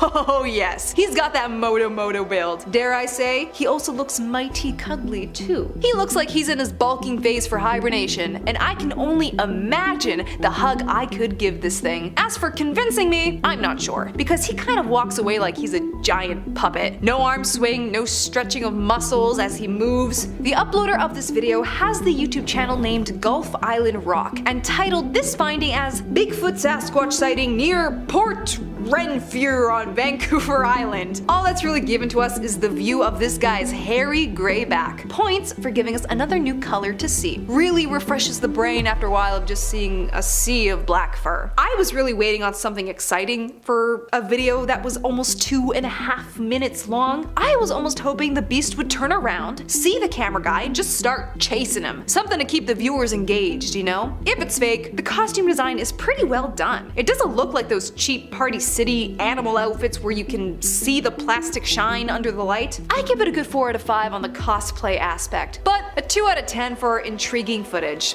No offense. I'm not the one to judge Bigfoot and what he consumes, but drinking water out of the swamp? You must have a gut of steel to be able to stomach that. All its dangerous organisms and probably leeches that live in there? It seems like this person was on a canoe or something trying to get this shot, because why would you dare walk bare in it? And manage to catch an alleged Bigfoot taking a sip of the yummy swamp water, and then ends up getting a little too silly and starts splashing around in the water. He's just a silly little creepy guy. If this is also some wild animal though, the person who filmed this should be considered lucky that it didn't start charging its way over. This one also seems much smaller than the other Bigfoots we've seen, because I'm always expecting a guy who's at least 10 feet with their feet bigger than my head. This is more like a medium foot from my scientific perspective. What is the sudden wave of these baby foots? We want to see big boys towering over us, whacking pine trees around like the first video. I want to be so scared that I never want to step foot into the woods again. Speaking of, these guys seem to have stumbled upon an itty bitty Sasquatch on a hike somewhere in the Provo Canyon. It doesn't seem to notice them until closer to the end of the video, where the alleged creature stands up and terrifies our crew of hikers. Yes, shaking running camera footage never fails to make the adrenaline rise. Works in every found footage horror movie. But come on guys, this thing doesn't even look that big. It doesn't even have the same muscle mass as the other monsters in this video. I'm not convinced, and I'm disappointed. Show me the big back boys. Here we go, some more big backs. But sadly, this clip is so short, I am unable to fully be immersed in this experience with the uploader. I will give props though that the atmosphere setup for this footage is perfect. We got the fog, we got the cloudy sky that's making it look darker, and we got the snow that reminds us about all the absolute decay that surrounds us. Perfect Yeti footage. This guy looks like a giant snowball because of his round shape and white fur. Another Bigfoot to add onto my list for cuddling. For once, I gotta say I wish this video was a bit more clear. You did a bit too much on the scuff for this one. I can't even make out what the creature is doing to even describe it to y'all. Is it bent over? Is it making snowballs to hurl at you? But I will say, get the heck out of the open area.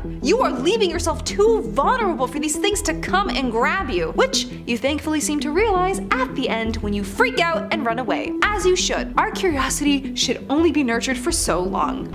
A couple shared this video on social media saying they spotted Bigfoot while riding the Durango and Silverton narrow gauge railroad train. Over the years, there have been more than 100 reported Bigfoot sightings in Colorado. An 8-foot-tall hairy monster spotted crouching on a mountain ledge. A woman chased out of the woods by an unknown creature in Ohio. A humanoid beast lurking by the side of the road. These are some of the creepiest Bigfoot sightings caught on camera.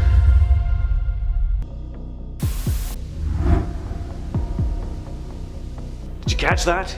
Here it is zoomed in and slowed down. So this footage comes from a man named Todd Standing. He's pretty well known in the Bigfoot enthusiast community. He's filmed a few pretty famous alleged pieces of Sasquatch footage, including this one here, which according to him was his first close-up sighting with one of the creatures. After the creature left, Todd and some of his crew apparently made their way up the cliff to try and determine how big this thing really was, and to them it looked like the thing may have been well over 8 feet tall. This footage was famous enough to show up on an episode of Finding Bigfoot, where they tried to recreate the footage by having one of the bigger guys on the team stand on the same ledge so they could try and get a sense of the creature's size in the video, and what they found was that the thing in the video was noticeably taller and bulkier. But ultimately, they couldn't definitively say whether Todd Standing's video was genuine or a hoax. This next video comes from Dee's Dark Adventures on YouTube. Seems she had a run-in with someone or something lurking in the trees while on a hike one night in Ohio. It starts when she sees a pair of eyes glaring at her from the shadows. She gets rightfully spooked and decides to make her way out of the forest, but whatever was watching her follows her. She makes it into a clearing and spots the thing again staring at her from the tree line. See how high up the eyes go when it stands up? At this point, she's in full panic mode and screams for whatever it is to just stop, but then it comes out from the trees and she can't tell if what she's looking at is a human or an animal of some kind. Creepy video. I like how she sounds genuinely terrified and panicked. And because it's Ohio, gotta wonder if that is the Ohio Grassman. Kind of their version of Bigfoot. Watch our Ohio videos to learn more about that. This is a really cool video. I mean, that thing looks terrifying. So this footage was taken on a stationary camera. I don't think anyone's standing there filming this. At least that's what we're led to believe here. I guess the idea is this was taken on a game camera or something, but clearly we see this big hairy man beast crouching in the bush. When it stands up, it starts slamming logs and branches around. I don't know about you, but this is how I actually picture Bigfoot looking. It has this almost human face, but of course covered in this mane of unkempt fur.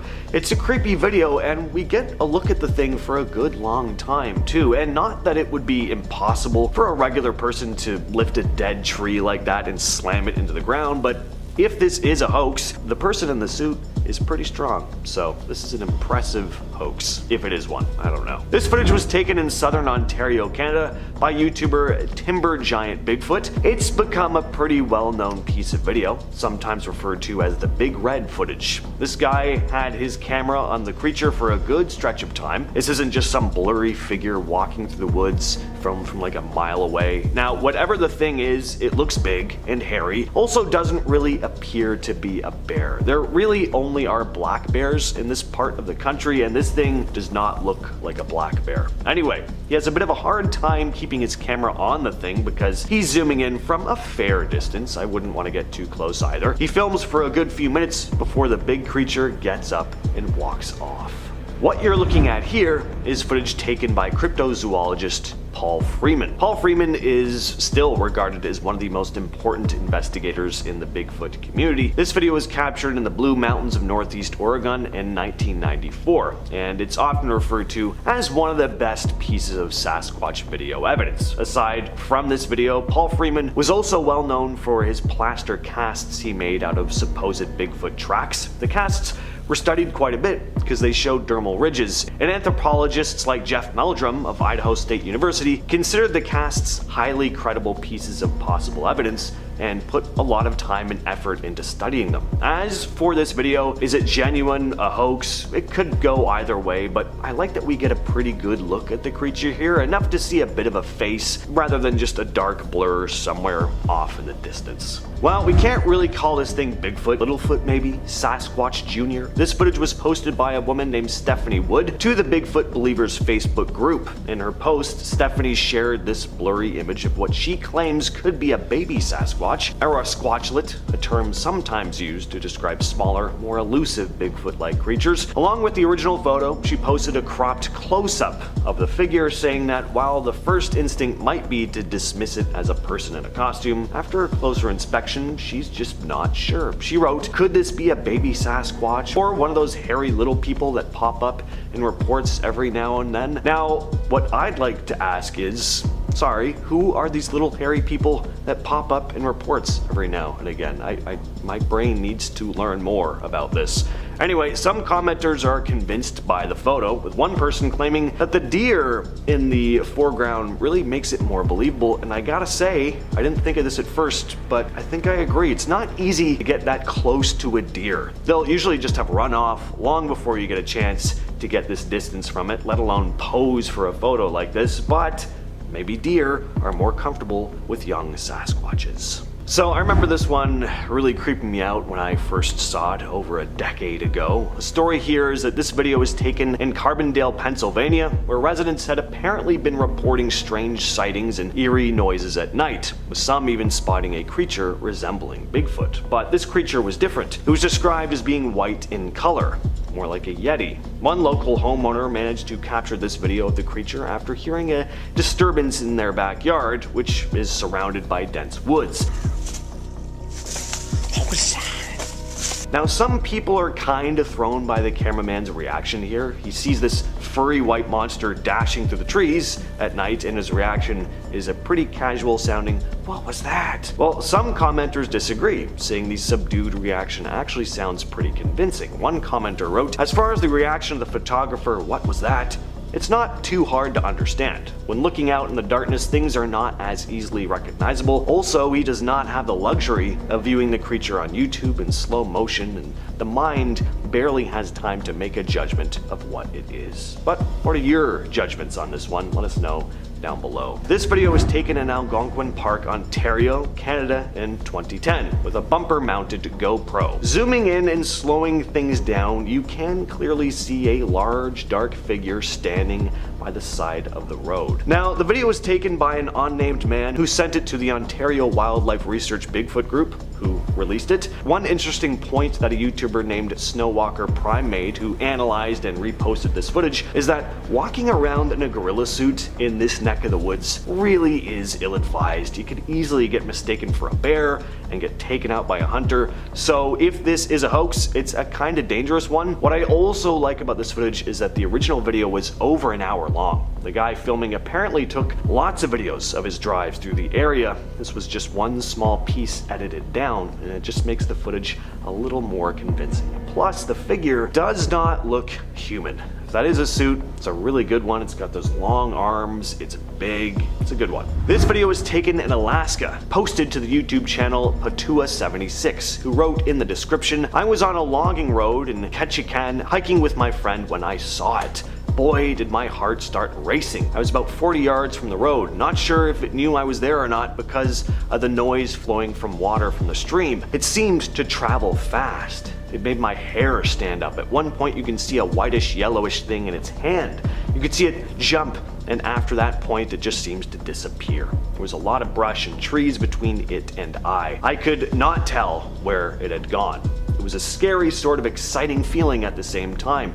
We went to search for tracks, but the riverbed where we thought it was walking was full of perfect skipping rocks. We found no prints." Now, after filming the creature walking behind a tree, the cameraman loses sight of it, and after scanning the trees for a bit, he decides to get out there. And yeah, the last thing you'd want is to see a Bigfoot and then not know where it is around you. That's a scary idea. So I don't have a lot of info on this last one, only that it was captured by a group of hikers in Colorado. Take a look at this. Alright, so a pretty hectic video, right? The camera is shaky as hell. We only get a quick glimpse of the creature before it runs into the brush. But all the same, the thing does look massive. And let's be honest, if you found yourself in this situation, would you really be holding the camera perfectly steady and getting like Stanley Kubrick level steady shots of the thing? Yeah, probably not. I'd love to know more about this video, so if anyone has any info, let me know down below. And what are your thoughts on Sasquatch and Bigfoot and Yeti and whatever other hairy creatures you know of? From a Sasquatch stalking the edge of a homestead to horrifying discoveries deep in the woods, these are some of the clearest and most compelling pieces of footage ever recorded. Up first is the Provo Canyon encounter. This terrifying encounter begins with a couple hiking in the renowned Bigfoot hotspot of Provo Canyon. While they may not have been looking for a Sasquatch, they certainly find one. The couple spots the creature watching them from a concealed position before it then rises to its full height in what seems to be a threat. The hikers may not speak Sasquatch, but they do speak survival instinct, and they make a break for it the moment the creature begins to reach its full height.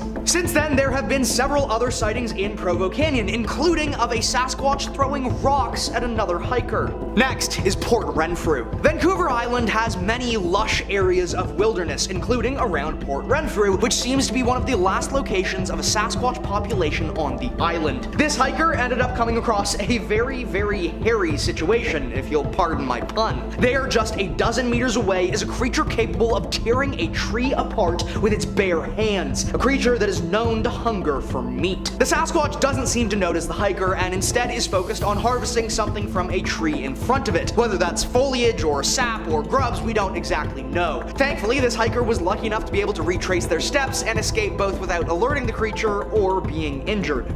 Now, for a homesteading horror. Our homes are meant to be our safe spaces, but for homes out in the rural wilderness, there are dangers that can turn your entire homestead into a living horror. This family had been making strange sightings in the distance for some time, but it was after several weeks of unnerving sightings that they finally spotted the creature for sure. The large Sasquatch is seen watching from the edge of the clearing and is no doubt an intimidating sight. After the sighting, the family decided to take more proactive measures to protect themselves and began using fireworks and other loud bangs to ward off the creature, which has seemingly worked as they've made no sightings since. Now for the famed Clingman's Dome. The highest point in Tennessee is likely also one of the most southern points where Sasquatch can be seen. Sasquatch, being the North American species, tend to live in cool environments, their thick fur making life in warmer areas difficult except for set species. And so, in the southern reaches of their range, they often stay restricted to the mountains, where cold air and isolation gives them the best environment to live in. This footage was recorded by some hikers who stopped when they saw a whole crowd of people watching this tree line. The people had said they saw something like a bear walking on two legs, after which some of this stunning footage was captured. The eastern Sasquatch populations are considered to be under extreme threat as habitat loss and warming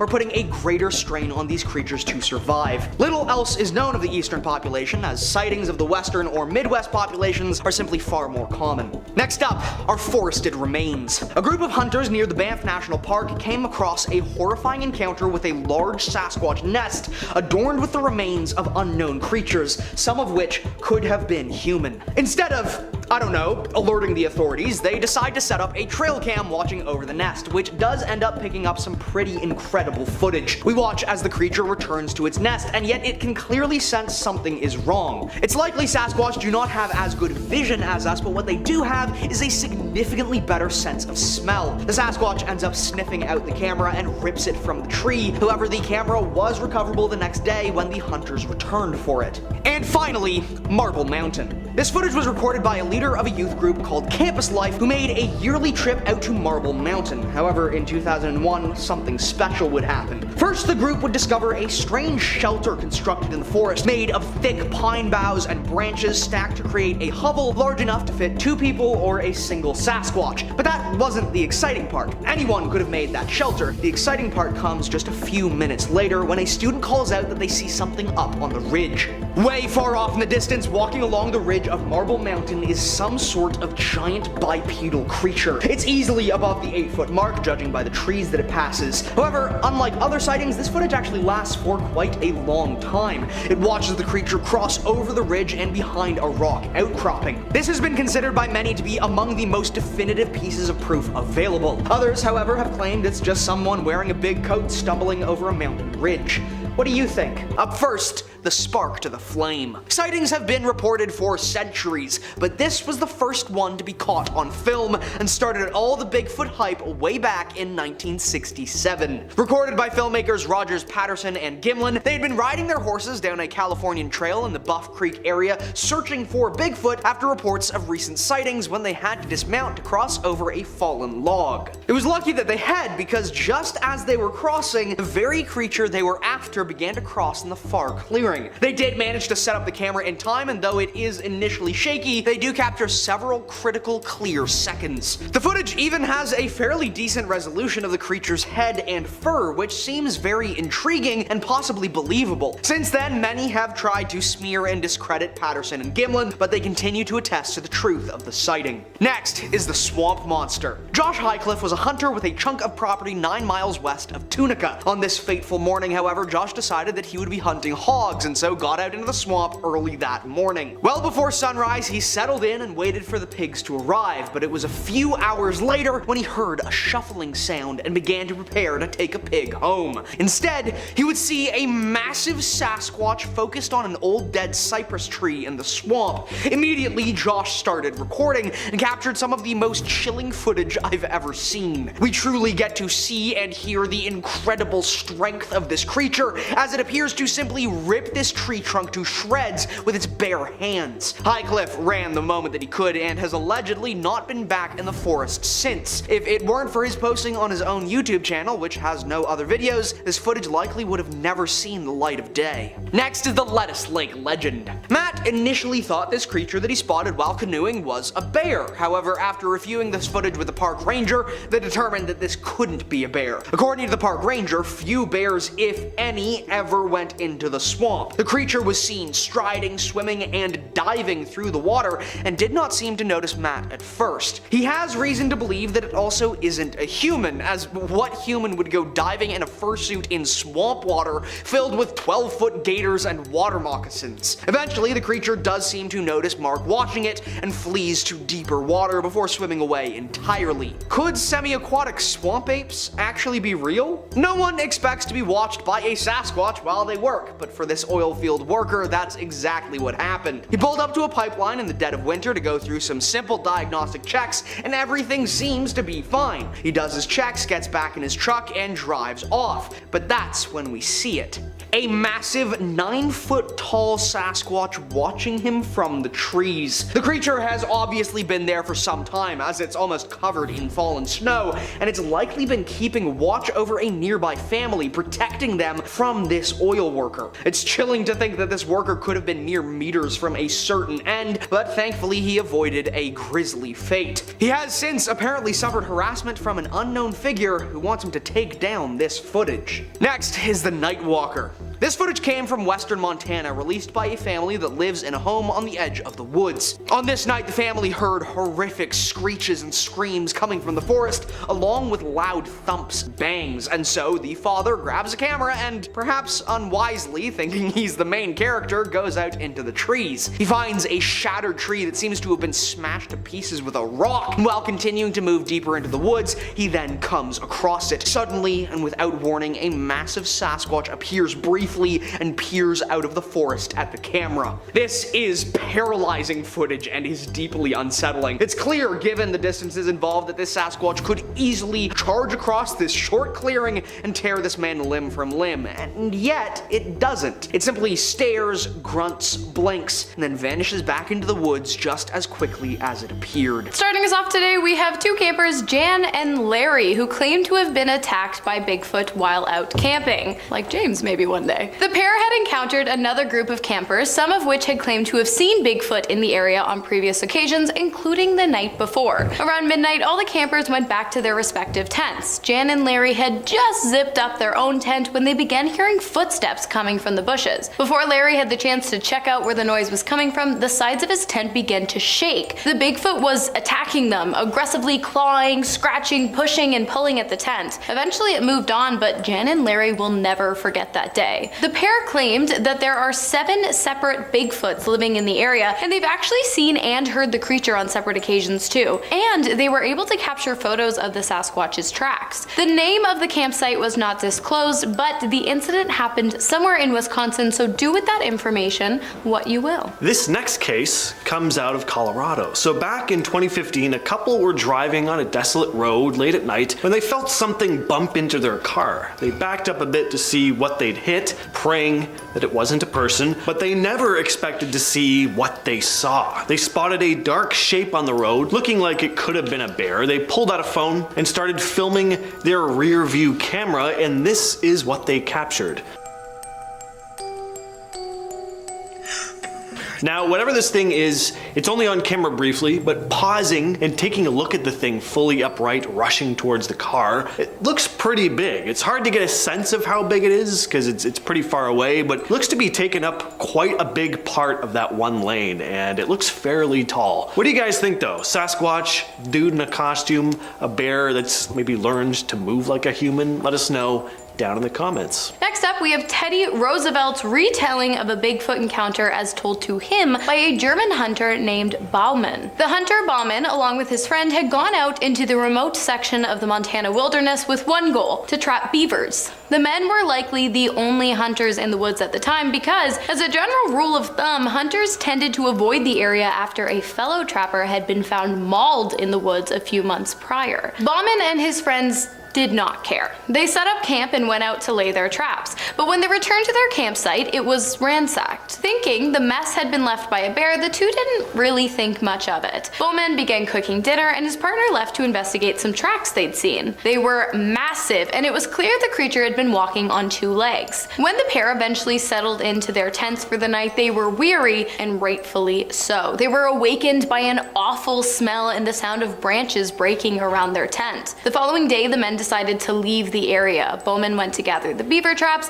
while his partner packed up the camp. But when Bowman returned to the campsite, he was greeted by a horrific scene. His friend's body was laid out across the ground with a broken neck and bite marks all over. Bowman knew his friend was dead, and so he hightailed it out of there and lived to tell the tale. Our next story comes to us from a deleted Reddit user who described their first-hand encounter with what they believe was a Sasquatch. The story goes as follows. So I was on this solo hike near a remote trail in the forest of Oregon. It was a beautiful day, sunny with a hint of a cool breeze, perfect for exploring nature. I've been on this trail before, but today something felt off from the get-go. About an hour into my hike, I started hearing these loud whooping sounds echoing through the trees. At first I brushed it off as some animal calls or maybe even other hikers goofing around, but the thing is, the sound was so intense, almost like they were coming from multiple directions at once. As I kept walking, the whoops turned into something more unsettling. They sounded closer, for one.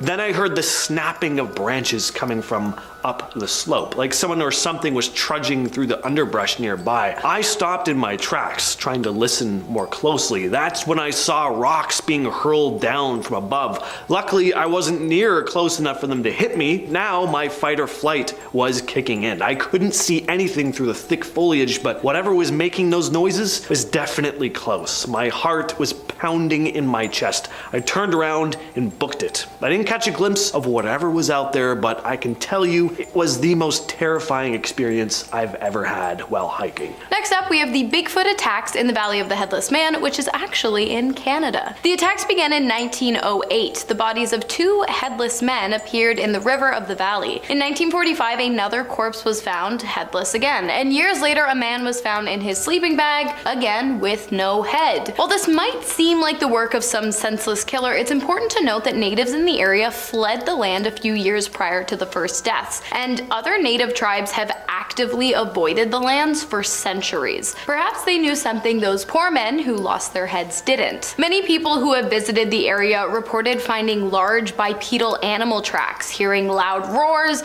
and breaking branches, and smelling sulfur and rotten fish, despite being quite far off from the riverbeds. All telltale signs that Bigfoot is near. Next on the list is the Portlock Bigfoot attacks. Portlock is an abandoned town in Alaska, and as for why it's abandoned, there are a few explanations, one of which has to do with reported attacks of giant hairy ape-like creatures. So in the 40s, the small community of Portlock, Alaska, had a string of unsettling incidents. Doll sheep hunters were disappearing, grisly discoveries of dismembered bodies were being found in the lagoon, and reports were coming in about encounters with an entity known locally as Nantinak, Bigfoot. There have been tales about Bigfoot, or Big Feet, as Hannah refers to them as, in Alaska for decades, and many still believe it's these creatures that caused the town to be abandoned. By 1949, the community of Portlock had dropped as residents left for neighboring villages. Residents have come out with tales of encountering enormous footprints, spotting a towering, hairy figure lurking in the woods, and discovering mutilated bodies of those who ventured into the wilderness. Next up, we have an anonymous story that was shared with SasquatchChronicles.com by a UK woman who was visiting California on business when she stumbled upon something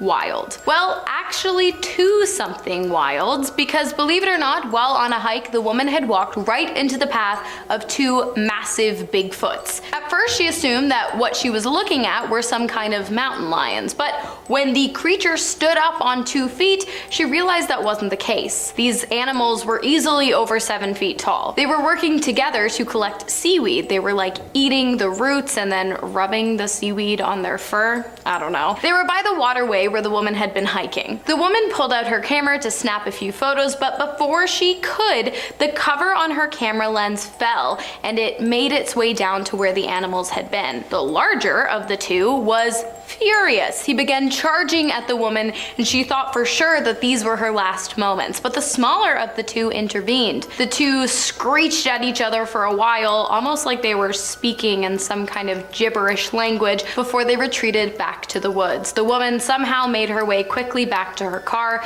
She really can't remember the walk there. She was so dazed, but she feels lucky to be alive. However, she regrets not getting that photograph. Next on the list we have the Ape Canyon case. So this incident from 1924 is a tale from the Pacific Northwest of the United States that's become one of the most famous Sasquatch sightings in cryptozoology circles. According to the story, a group of miners claimed to have encountered a group of large, almost 7-foot tall, hairy, ape-like creatures in the vicinity of Mount St. Helens in Washington. The incident supposedly took place in Ape Canyon, which is what it's now called. A group of miners led by Fred Beck claimed to have been attacked by these mysterious creatures. Beck and his companions said that they had shot at the creatures in self-defense after being pelted with rocks, and later a bunch of these hairy creatures retaliated by attacking their cabin. The miners went outside the following day to find giant-sized footprints in the ground. Some believe the creatures described by Beck and his group were Sasquatch, or Bigfoot, or Big Feet, while others think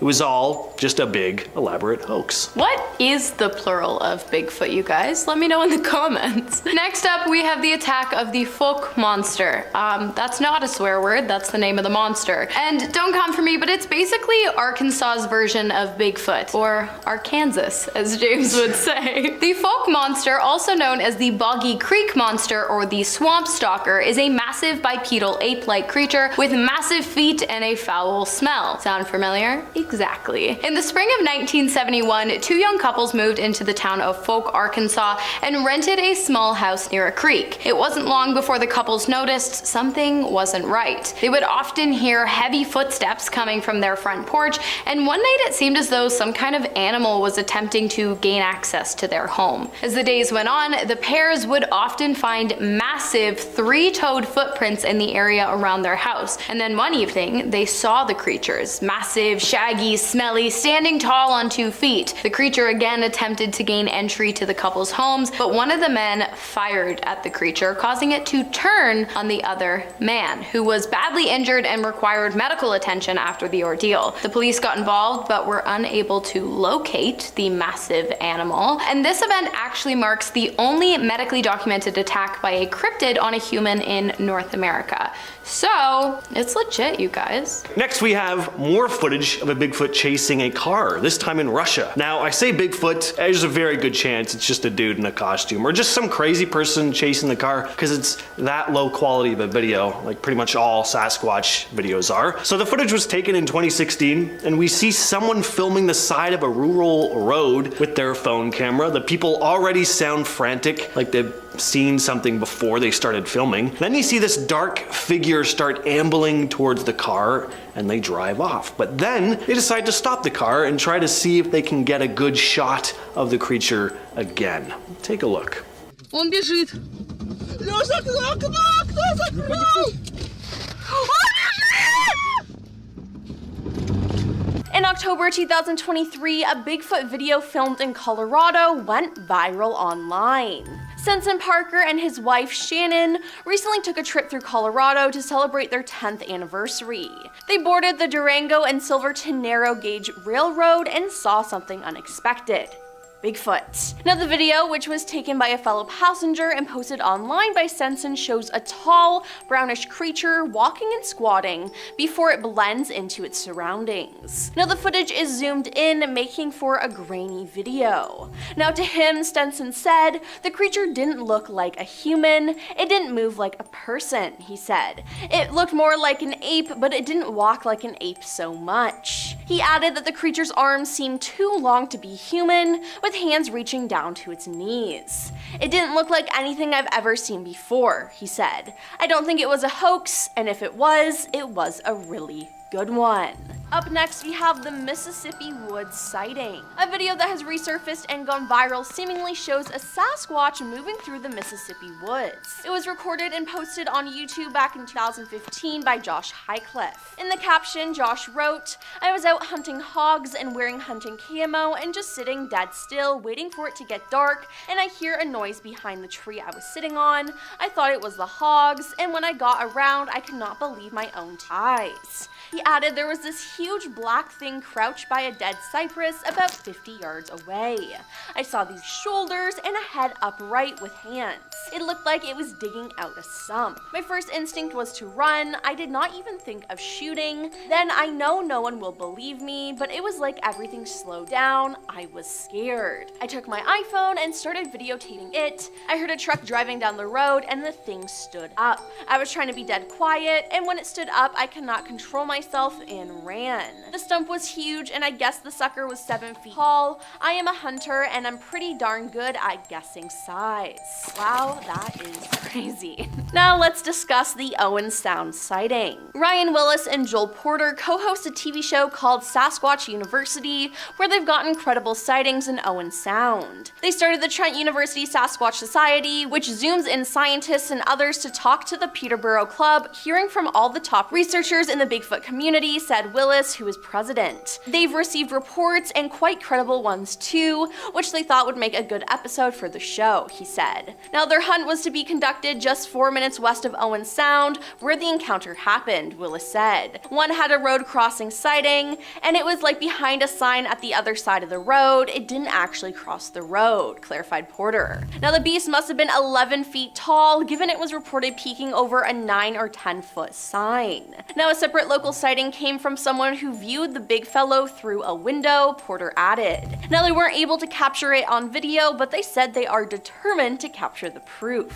Moving on to the Provo Canyon sighting. There are many Bigfoot videos on YouTube, but one particular clip is from Provo Canyon, Utah. The video appears to show a large black animal hunched over in the trees, possibly feeding or foraging. Now, the camera zooms in to try to get a closer look, and a few seconds later, the great creature stands up on its 2 legs as if it's bipedal. Now, the video was posted on October 30th, 2012, and has amassed more than 7.6 million views on YouTube. Now, according to the account uploader, the pair were on a camping trip hoping to get a closer look at a deer on a hill. On our way up, we thought we saw a bear, until the monster stood up and looked right at us. We ran straight to the car after that, leaving our tent and everything behind. It's probably all still up there. Now we have the Minnesota Bigfoot. In October of 2023, there was a Bigfoot sighting in Minnesota. The people who saw it said this: "While my mother and I were grouse hunting up by Benna on 6 Mile Lake Road in the Mud Goose Management area, we both witnessed a Bigfoot. We were traveling and my mom said, 'Whoa, back up.' Down trail 2266 near the bend, we see a Bigfoot off the trail in the grassy ditch, and it slowly moved off the trail west to east. My mom asked me if it felt like it moved in super slow motion. I concurred. The ditch at the site was 3 feet down, and the grass at the side of the trail was 3 feet tall, and the upper torso was 3 to 4 feet showing above the grass, leaving the Bigfoot to be approximately 8 to 10 feet tall. We drove to the spot and both noticed a strong sulfur or rotting vegetation. When I got out of the car, I immediately felt all the hair stand up on my body. I checked for any sign of footprints on the road, and I could not see any due to the gravel being very packed down. There was a small bit of gravel disturbed in one spot near the west side of the road shoulder. We later got stopped by the conservation officer, and when we mentioned what we had seen and where it was, he remarked that's where people have reported seeing a Bigfoot. My mother and I have no doubt that we saw one. Now let's talk about the Tennessee Bigfoot. In 2022, a man filmed what is believed to be Bigfoot in Tennessee. Footage shows a huge black creature with super long arms moving about in a wooded area. Now, as ever with these things, the footage isn't exactly the clearest, but there's definitely some weird creature hanging around there. According to Bigfoot Input, the man said he first thought it was a friend playing a prank, but once he saw the length of its arms and how it moved from tree to tree, he quickly grabbed his dog water and ran back inside. He said he got out one of his weapons and a dog and went back outside, but the creature had gone. Now the video has been shared on social media where it's gotten people baffled and questioning what it could be. One person said, "What gets me is how it grabs one tree and then stretches the other arm to grab the other. I've heard of that before. Long arms, and I noticed the broad shoulders that you'll see a Bigfoot having that a hunter in a suit does not have." Now everyone was convinced it was Bigfoot, and I say, I have to agree. To start off, Florida Bigfoot is our next sighting. To start off the new year in 2017, a man claimed to have spotted Bigfoot. A fisherman claimed to have seen and photographed Bigfoot while it allegedly sat in a feet of the murky, swampy Hillsborough River outside of Tampa, Florida. Then on January 25th, Matthew McCamey and his friend claimed to have seen Bigfoot while canoeing in a swamp that day in Lettuce Lake Park near Tampa, Florida. Now perhaps they saw the same Bigfoot who was just roaming the area. Now the two men took a canoe into one of the many swampy inlets of Lettuce Lake Park, and around 1 p.m. they heard a noise accompanied by tree movement. Matthew grabbed his phone and started videotaping. Initially it was exciting and it was like, "Oh, is that a bear? That's pretty cool," he said. When we moved up closer, it started to look less and less like a bear. You could tell he was slapping the water, and it looked like maybe he was grabbing something. At the time, I was just thinking, holy sh, what the hell is this? He said that his friend was so shaken by the experience that he still won't talk about it. Now, at one point in the video, the friend moved one of the canoe paddles, making a noise, which seemed to catch the attention of the hairy individual in the swamp. Matthew added, "Where the video cut off is basically where I stopped taping. We wanted to leave, and I couldn't do both video and row." Moving on to the California Bigfoot. In 2001, a youth group was camping in the Marble Mountain Wilderness, California, when their leader, Jim Mills, noticed a strange-looking creature sulking along a ridge nearby. He believed it was Bigfoot and filmed it for nearly 7 minutes, making the somewhat grainy footage the longest footage of an alleged Bigfoot sighting. The video shows Bigfoot walking down a hill, and some think this video is legit and is one of the longest known Bigfoot videos ever captured before. The video has been considered legitimate and has not been tampered with. What makes this video interesting is there were multiple witnesses, but everyone in the video is shockingly calm though, which is just like crazy to me. Now it's unknown if this youth group returned back to this location or if anyone else was brought in to investigate there, and officially if evidence was documented, it might have been quietly swept under the rug. Next up, we have the Canada sighting. In 2022, a video shared on the YouTube channel of the Rocky Mountain Sasquatch Organization, RSMO, shows what they claim is yet another in a long line of Bigfoot sightings. This particular footage, taken by boaters in northern Ontario, Canada, doesn't come with a lot of details. There's been a lot of Bigfoot activity in Ontario, Canada recently, and there's also a long history of Bigfoot sightings in this wild remote area recently, the person from RMSO says in the video. We have seen a lot of photos and videos of Bigfoot in the area, and here is one of the latest Bigfoot sightings captured by some boaters. Now the commenters truly believe that the evidence is real. The ease of walking up the rocky pile and subsequent gait afterwards is not how a human walks. Very compelling, one viewer wrote. "Wow, he is huge, looks to be 8 or 10 feet tall. Scary just watching this," commented another. And last on our list, we have the traffic cam Bigfoot. A Washington Department of Transportation traffic camera near Sherman Pass captured Bigfoot standing in the snow in January 2020. Sasquatch spotted, the WSDOT Twitter account tweeted, along with 3 circled and zoomed in photos. "I'm not superstitious, just a little stitious." The WSDOT employee points out that there appears to be something in the bottom left part of the frame. It looks like a person-shaped figure silhouetted against an evergreen tree. "Might be Sasquatch," the tweet says. "We will leave that up to you." Now one image shows the figure circled in red, and the tweet also says that the photos were captured on State Road 20 Sherman Pass, a route that winds its way through the forested Cascade Mountains in the northeastern part of the state. The spot is about 70 kilometers south of the Canada-US border in Grand Forks, BC. Now I'm sure Bigfoot didn't realize that there was a traffic cam there, and hopefully he's more careful. And we're starting off the list with the Alabama sighting. So I tried to throw in some recent sightings for this list because we've all seen the famous Patterson footage. It's cool, but good to change things up a bit. So this one was reported by an elderly couple in Claiborne County, Alabama, and was posted on the Bigfoot Field Researchers Organization website. The witnesses stated, "My husband and I heard strange sounds for 2 nights in February of 2023 and laughed about how they sounded like the Bigfoot sounds on television shows. The 3rd night at dusk, we were in our carport looking into the woods that border our property in Helphin, Claiborne County, Alabama. We saw what looked like Bigfoot peeking around a tree at us. We watched it for approximately 5 minutes as it appeared to look at us from the left and then right of the tree trunk. I dismissed it as being a distortion within the trees and wind, turned to go into the house and looked back and distinctly saw what could only be Bigfoot running away. I yelled for my husband and he also saw it running away. It had our hearts beating wildly and the hair standing up on our arms. There was no mistaking what we saw."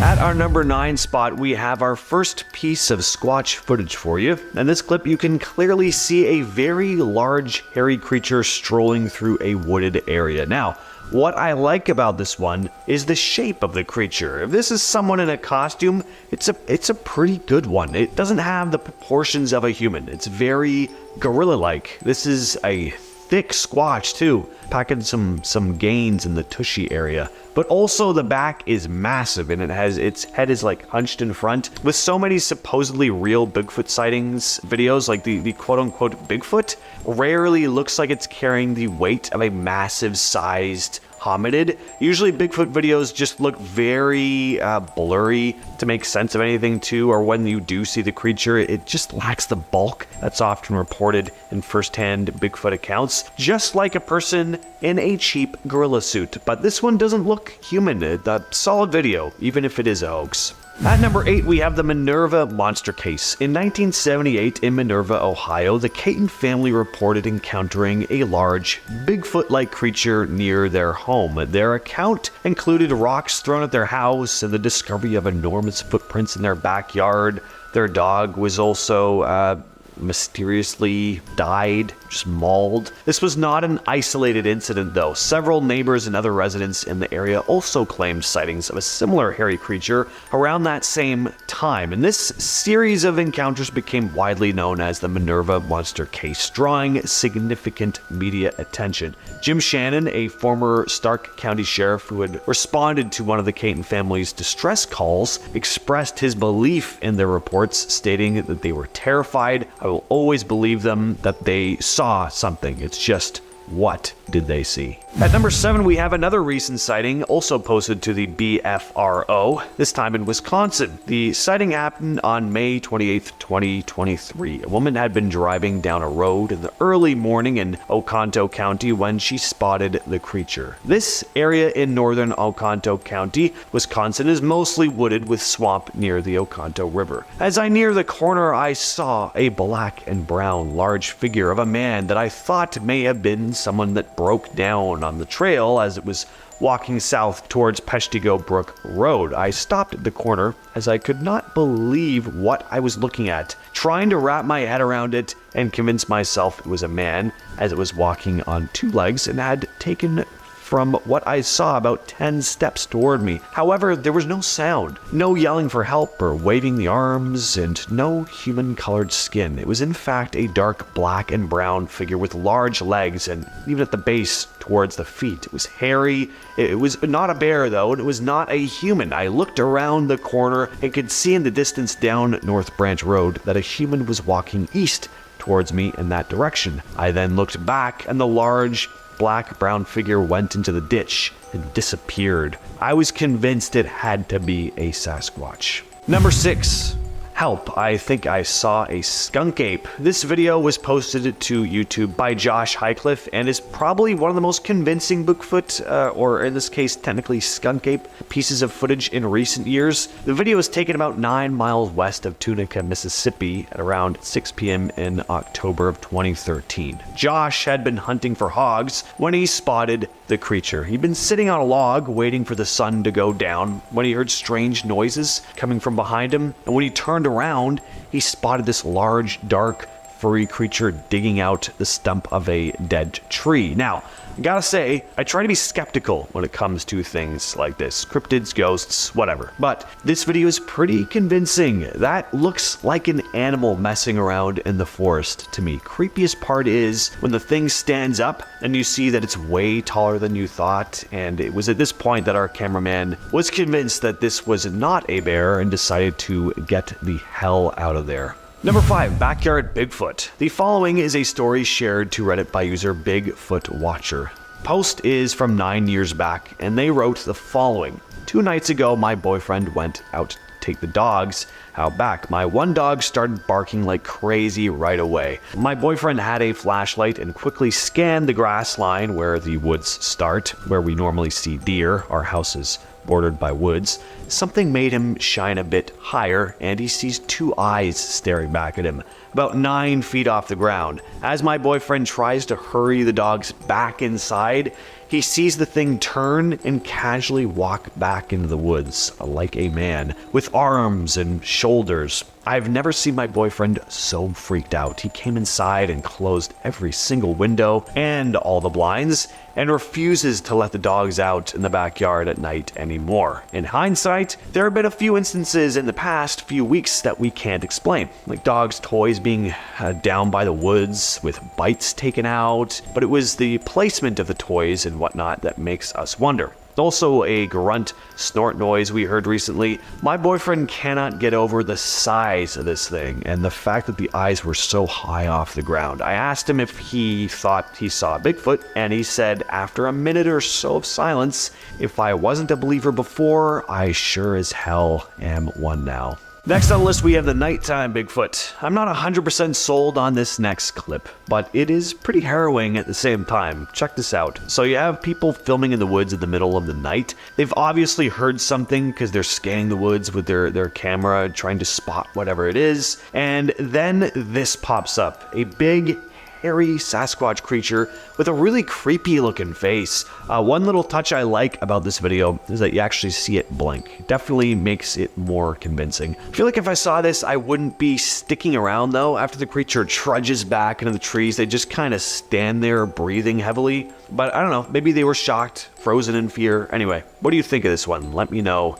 in the comments. At number 3, we have another account posted to the BFRO. This one happened in September of 2018 in Whitmore, California. The man described his experience as follows. I was driving up to work from Redding. I worked at a school in Whitmore, California, and Shasta County. That was only accessible from a logging road. As I was going up the mountain, I rounded a corner, and about 300 feet from me and maybe 400 feet from Tintago Lane, a tall, hairy creature, dark brown with some gray along the back shoulders, walking on 2 legs, crossed the road, which is wide enough for 2 cars to pass each other, in about 2 steps, and then was in the woods. The hair on the back of my neck instantly stood up, and I was terrified. I had my 11-month-old son in the back seat, and I drove to campus as quickly as I could. There were major wildfires in the area at this time. Maybe it was trying to get away from the fires or incredibly unhealthy smoke. Several of my coworkers on that campus have had experiences as well. Alright, this next video was uploaded to the YouTube channel Beard Card in 2012 and has since received millions of views. A group of friends had gone camping in Provo Canyon. They'd seen some deer on a hill and went to get a closer look. There they spotted what they thought was a bear. You can hear them whispering to each other in the video. I mean, like seeing a bear, that would obviously be pretty nerve-wracking as is. But then the thing stands up, and once again becomes very clear that what they are looking at is not a bear. The thing is very wide. It doesn't look like it has the proportions of a human at all, at least not a regular sized one. It really, I don't know, just the idea of seeing something in the woods, you don't know what it is. This video really gets that across, and the reactions just seem genuine, like, oh, like they just they thought it was a bear the entire time, and then it stands up and they're like, okay, go. Anyway, coming in at number 1, we have the Harley Hoffman footage. I remember seeing this clip years ago. It was edited into an interview with Harley Hoffman, a Bigfoot explorer, researcher, enthusiast, I guess. I couldn't find the footage again until recently. This is footage that he captured. It's a pretty solid piece of footage too. You get a good glimpse of the creature. It doesn't look like just some guy in a cheap gorilla costume either. There actually looks like some musculature underneath the fur, much like the famous Patterson footage, which is why that footage is so famous. It doesn't look like just a guy in a suit. Now, there is some shaky cam going on here, but I have a hard time imagining if you actually came across a giant ape in the middle of the forest that you'd be calm enough to do some nice smooth Stanley Kubrick level of camera work, so that doesn't bother me too much. And we're kicking off this list with a very recent Ohio Bigfoot report. This one is detailed on the BFRO, or the Bigfoot Field Researchers website, where there are tons of different eyewitness reports of the elusive beast, but this is a good one to start off with because it just happened back in January of this year. On January 22nd, on a snowy afternoon in Warren County, Ohio, a family reported seeing a big creature standing near a bike path while they were driving down the road. The father of the family wrote, "As we were driving along State Route 350 towards State Route 123, south of Oregonia, we came to the Loveland Bike Trail that runs next to the Little Miami River. As I slowed down near the bike path crossing, we looked out the passenger side of the car and saw a large black figure standing a distance up the bike path facing the river. While it was snowing, the ground was covered with at least 3 inches of snow, so it didn't appear that someone would be on the bike path biking or walking the trail. The weather was not ideal for anyone to be hunting or walking on the path at the time. The figure appeared to have come from the woods and was walking towards the river." He also described the figure as having no obvious clothing pattern, being consistently dark, and that his wife and 2 teenage children also spotted it. There have apparently been at least 9 credible sightings of a supposed Bigfoot-like creature in the same area too. Number 9, Bigfoot howls. In this video uploaded by We Do It Outdoors, we see our cameraman roaming through a forest in Lore City, Ohio. The sun is starting to set and we hear a series of strange,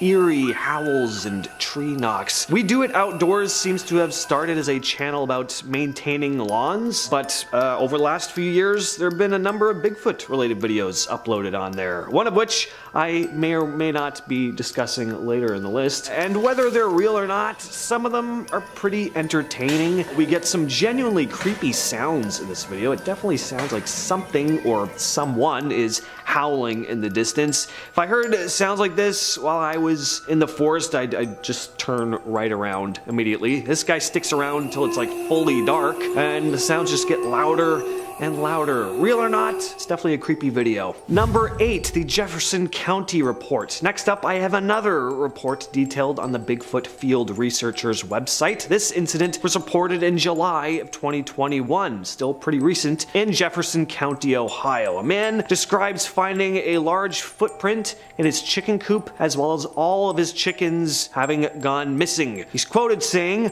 "On July 9th at approximately 10 a.m., I noticed my 5 chickens were missing. The chicken coop was full of feathers, but no bodies or blood. I did a perimeter check and came across an extremely large footprint. I went back to the house and brought down a tape measure to the footprint and measured it and took pictures with the tape measure beside it. The footprint measured a length that was apparently 18 inches with a width of about 9 to 10 inches. A Bigfoot investigator named Jim Thompson came to investigate the man's property and discovered more footprints that were about 4 feet apart from one another. That's about double the gait of an average person, by the way. On July 24th, a couple weeks after making his initial report, the man described hearing strange yelps coming from either end of his property as if they were yelping back and forth to each other. And he also said that on some nights he gets an eerie feeling that something is watching him. I have that almost every night too. At number 7, we have Susan Ferenchak. Suzanne Ferenchak is a former skeptic turned Bigfoot enthusiast. After spotting a strange hairy creature near her home in Loudonville, Ohio. She had first spotted what she described as a big black-furred creature jump over the road. Not sure where said road was exactly or what type of road it was. If it was a highway road, that would be nuts. If it was just a small dirt road, still scary, not quite as impressive though. Suzanne has recorded audio of what she believes to be a Sasquatch while out in the wilderness near her home and has shared the 2-minute clip online. I gave it a listen. The quality, not great, but it's definitely eerie. You hear this distant howling. It definitely doesn't sound like a wolf. You also get some classic, whoops in there too, which a lot of Bigfoot researchers describe Sasquatches, making. Whether it's a genuine Bigfoot or not, I really just dig supposed Bigfoot audio. I just imagine being out alone in the woods at night and hearing some distant wail and whooping, and human or not, I mean, it'd be pretty bone-chilling. All right, now I'm going to share the last report from the Bigfoot Field Researchers Organization. At least for this video anyway, there are tons on the site. This one was reported in Mahoning County, Ohio in July of 2021. Sorry if I'm messing up the pronunciation there. A man had described seeing a strange creature one evening after returning home with his wife and is quoted as saying, "Tonight, yet another sighting by our pond. My wife and I were at dinner, and as we arrived home about 8:30 p.m., a large, fast, gray and silver, light brown, covered in fur Bigfoot darted from the bushes in our front into the cattails in our pond on all fours. We both looked at each other and said, 'Did you just see that?' The subject was down low and bent in the middle as it moved. Unlike a dog, its undulating movement was not as fluid as a dog. It was not a bear. It appeared to be from 4 to 5 feet at the back and torso built like a barrel. When it went into the cattails, we were no longer able to see it." Number 5, the 1992 Grassman sighting. Grassman is again the name often given to the big ape-like creature or creatures that so many Ohio locals have spotted. And in this video, taken in eastern Ohio in 1992 by a man named Don Keating, he had spotted what looked like a large hairy creature walking into the forest. He managed to capture it on camera, and though the footage is very grainy and it was a fair distance away from it, there is definitely something walking into the forest. It's not the most convincing video evidence. It's hard to tell what you're looking at, but I do always find something eerie about old 90s VHS footage, and Keating seems to believe he saw some kind of large cryptid. So this video was featured on Monster Quest and features an interview with Keating describing what he saw and that he was a skeptic before this encounter. I always like it when they say they were skeptics before, because it's a bit more convincing that way. At number 4, we have the famous Minerva monster case. Back in 1978, a family living in Minerva, Ohio reported what they believed to be a large Bigfoot-esque cryptid around their home. The Caton family reported rocks being thrown at their home by the creature and would spot large footprints in their backyard. But there are other reports of a mysterious creature in the area around the same time. The Caton's neighbor also spotted the big hairy creature, as well as other residents of the area. The case became known as the Minerva Monster Case and gained rather significant media attention at the time. A former Stark County sheriff named Jim Shannon, who had responded to one of the Caton family's reports, is quoted as saying, "They were terrified. I will always believe them. They saw something. It's just, what did they see?" This case has become the subject of a 2015 documentary called Minerva Monster, directed by Seth Breedlove, who we might be talking about in a bit. Next up, we have Mark DeWerth. Mark DeWerth is a Ohio Bigfoot investigator who has collected a fair amount of evidence in the 30 years he's spent on the hunt. He's got footprints, audio recordings, and of course his first-hand encounter, which was the catalyst for his research. The story is he'd been exploring an old strip mine in search of badger dens, was followed out by something which soon stood up and looked at him, a big bipedal hairy creature. If that happened to me, I would not go looking for the creature again. I would move out of Ohio the next morning probably. Thought of an 8-foot tall hairy beast roaming through the woods has always been kind of creepy to me, but having one stare at you in a cave, imagine looking through a cave thinking all you're gonna see that day is maybe some badgers, and then you're met with an 8-foot tall hairy ape man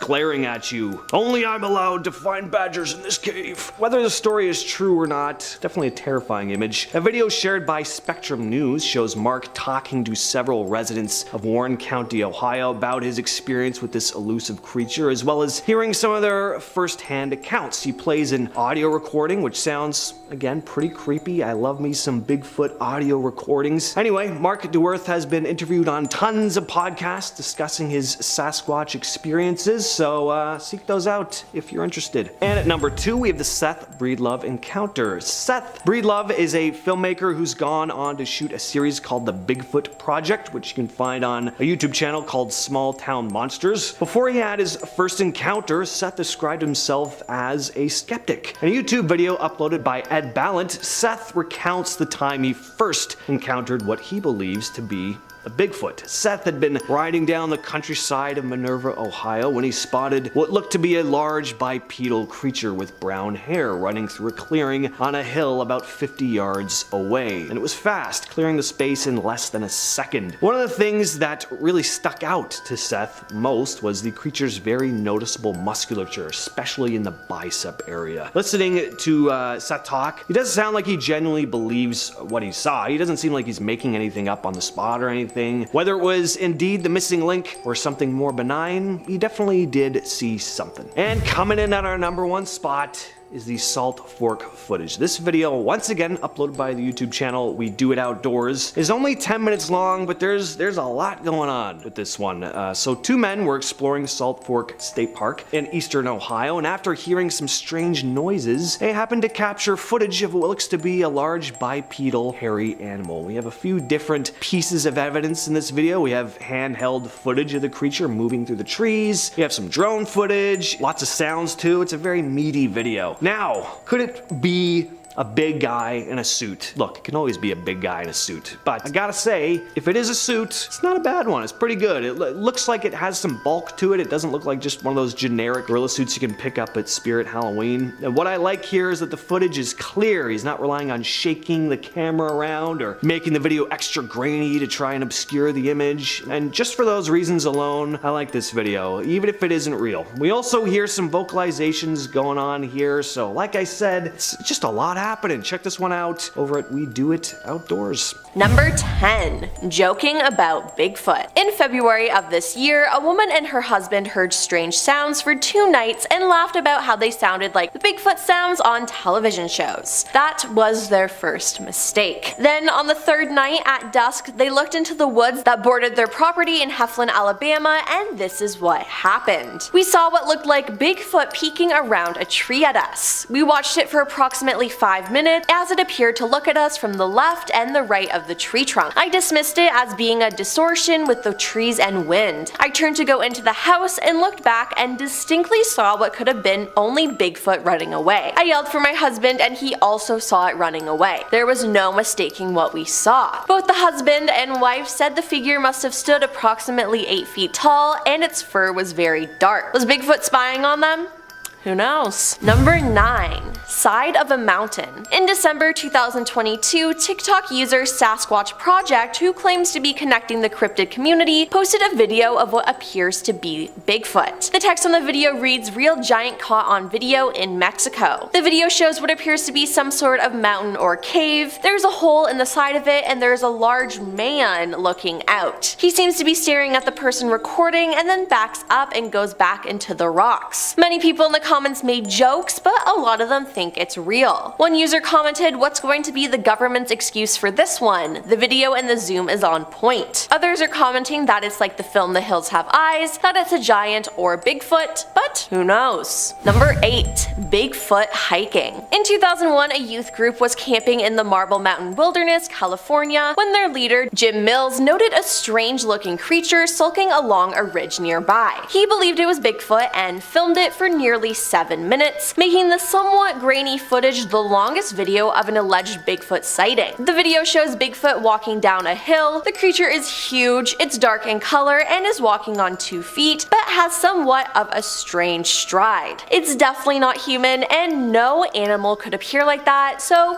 the obvious answer is it's Bigfoot. But everyone in the video is shockingly calm though, which is crazy to me. Number 7. The footprint. In 1980, locals in Johnstown, Pennsylvania were baffled by a footprint they found. They first discovered the massive print in the mud and it belonged to somebody or something's right foot. Additionally, it had 6 toes rather than 5, and the second imprint of the left foot was found 8 feet away from the right print. It was so big and they measured it, finding it was 17.75 inches long. Now, this didn't spook too many people though, because according to the Associated Press, the footprint coincided with reports of strange noises and a strong but unusual odor in the area. Again, I love how everyone was just so chill about this. Number 6. Bigfoot crossing the road. This story is from a man in Canada. He said, "I was going moose hunting and my friend was driving and we had been on the road about 9 to 10 hours going to Ignis, Ontario, and we were on the Trans-Canada Highway. This area has the bush cut back some 30 to 40 years on each side of the road when I noticed an animal coming out of the north side of a ditch area and run across a 2-lane highway. This animal ran across the road on 2 legs and was about 20 yards away. By the time it crossed the road, my friend turned to me and said, 'What the hell was that?' I said, 'Don't you know that was a Sasquatch / a Bigfoot.' It was about 6 to 7 feet tall. It had very long and muscular arms that went down to its knees. It was covered in fur that reminded me of moose hair. It looked like it was as tall or a little bit taller than the cab of the truck. It only took about 5 or 6 steps across the 2-lane highway and down to the ditch we were passing. I think it's a female because of breasts that were in the lower chest area, heavy legs and buttocks, about 300 to 400 pounds. It had less hair on the chest area and a partially covered homid face that I could see muscle definition on the arms and shoulders. Number 5.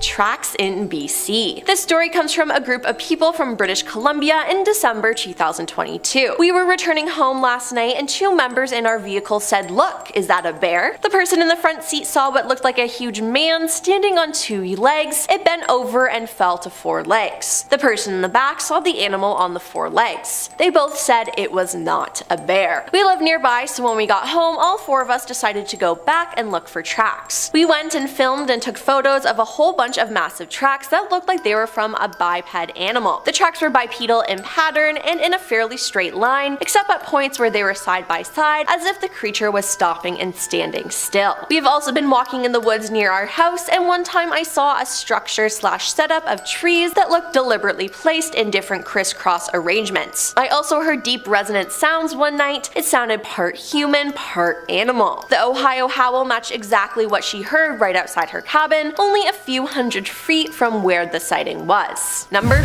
4. Family witness. In 1996, this family saw Bigfoot. This user says, "My 2 daughters and I were driving into Yakima from our home in Natchez. The road runs along the Natchez River and I looked down at the river, as I always do, to see deer or bald eagles. But this time I saw a large dark figure at the edge of the water behind some bushes. Slamming on my brakes and backing up far enough to see the river again, the large figure was gone and nowhere to be seen. Of course my kids said, 'Sure, Mom. Bigfoot? I don't think so.' About 2 weeks later, I was driving on the same road coming home, and about half a mile from where I thought I had seen the other one, there were 2 standing side by side just looking down at the water. One was about 1.5 feet taller than the other, both dark in color with very wide shoulders. Then about a week later, my husband was coming home. When he got home, he asked me where I thought I had seen the 2 Bigfoot. I told him and he said that he had just seen something like I saw in the same area. He's a real skeptic, so for him to say he saw something, he must have. I look every day, and so far I have not seen my friends down by the water, but I won't give up looking. Number 3. Creature Week sighting. I was a vendor at Creature Week at Salt Fork State Park on May 4th in 2013. At 9:45 p.m., a fisherman that was in a tournament came all shook up and said, "At first I thought you were a bunch of nuts until now." He said he saw Bigfoot. This caught our attention, and the 5 of us decided to go out the next morning at 6 a.m. to to check out the site. So I got there at 5 a.m. and waited, so I said I'll start without them and maybe they'll catch up with me. I started to head down the sagebrush trail and headed to where the fishermen saw them. I kept walking, and when I hit the first turn of the sagebrush trail, I heard something like talking on the ridge on my left. At first I thought it was friend A and friend B with friend A's black shirts on. So I hit a tree and yelled, "Hey guys, wait up." Then they started to walk faster and I yelled, "Very funny guys," and this is when I got a great look at them. It was two Bigfoots and they were black and huge. I tried to catch up with them, but once they got to the bottom of the ridge, they took off into the brush. I tried to follow them, but once they got into the brush, I could not hear or see them. But I got a great look at them. They were black as coal and the hair length was as long as a bear and well groomed. At any time they could have stopped and tore me in half, but all they wanted to do was get away as fast as possible. Number 2. Bigfoot on a highway. This family has seen Bigfoot, and the wife retold the story, saying, "In October 1997, I was returning home from work on the US Highway 241 just outside Gladstone, Michigan. I got off work at 5, picked up my kids, and my son was in the front seat with me and my daughters were in the back. We had just left Gladstone city limits on a 4-lane highway when I noticed what I thought was a hunter crouched down on the opposite side of the median of the highway. As I approached, I said to my son, 'Look at that stupid hunter, why is he just sitting there?' But as we got closer to the man, or now I say creature, stood up. It was brown colored and it crossed the highway with a couple of steps as it was on the other side of the highway within seconds. As I passed, it put its arms down to its side and stepped into the woods and it was gone. I have seen bears, deer, wolves, coyotes, almost every living creature here. My mind raced after I saw this, looking for the logical answer of what this could be, and the only thing it could have been was a Bigfoot. Then 2 days later, after I saw the creature, it was reported on the local radio station that a Bigfoot was spotted on the same highway. And coming up at number 1 is the cottage Bigfoot. This dad saw Bigfoot when his family was away at their cottage. He said, "We had been at the cottage for a few days when my sons and I heard a series of grunts, chirps, and squeals. It was fairly obvious that the sounds were coming from 2 areas about 15 degrees apart. There was also the noise of wood breaking and banging that was quite loud. We stepped out onto the deck to listen better. It was fairly obvious that one noise was getting closer to the other. The noises were really loud and it sounded like mayhem was breaking loose, trees being smacked and banging noises, shouts, and whoops. Then it went quiet really quickly, which was followed by a series of deep whooping noises and clicks, which went on intermittently past the point I went to sleep. The next day I saw this big black brown thing sitting on a boulder about 20 feet above the water. I thought at first it was a bear, but when a bear sits, its legs just stick out in front, slightly splayed. The thing had knees and it was sitting with its knees up near its chest. I was not sure of what I was seeing, so I looked away and went back at it. I was not mistaken, it had knees and was covered in hair with no neck, and then slapped its hands on the rock about 3 times, both hands at the same time. It looked kinda straggly and matted. It was huge on top like the chest area, but it had scrawny by comparison legs. The hair on its legs were thinner and lighter. Then the thing just stood up and walked into the brush behind it. Seems like Bigfoot was just trying to enjoy the view of the lake to me." Coming up in our number 8 spot, we have Backwards Universe. 2 years ago, in 2020, NASA discovered what they believe is evidence of a parallel universe, one that is more than a little bit different to ours. Their team, called Antarctic Impulsive Transient Antenna, or ANITA, had been working on an experiment in, of course, Antarctica for a few years. A so-called cosmic ray detection experiment reportedly found particles that seemed to come from another universe, one that was also created when the Big Bang took place. While this evidence alone is pretty astounding, they also discovered that the particles appeared to be moving in reverse, leading them to believe that they had found evidence of a parallel universe where time moves backwards.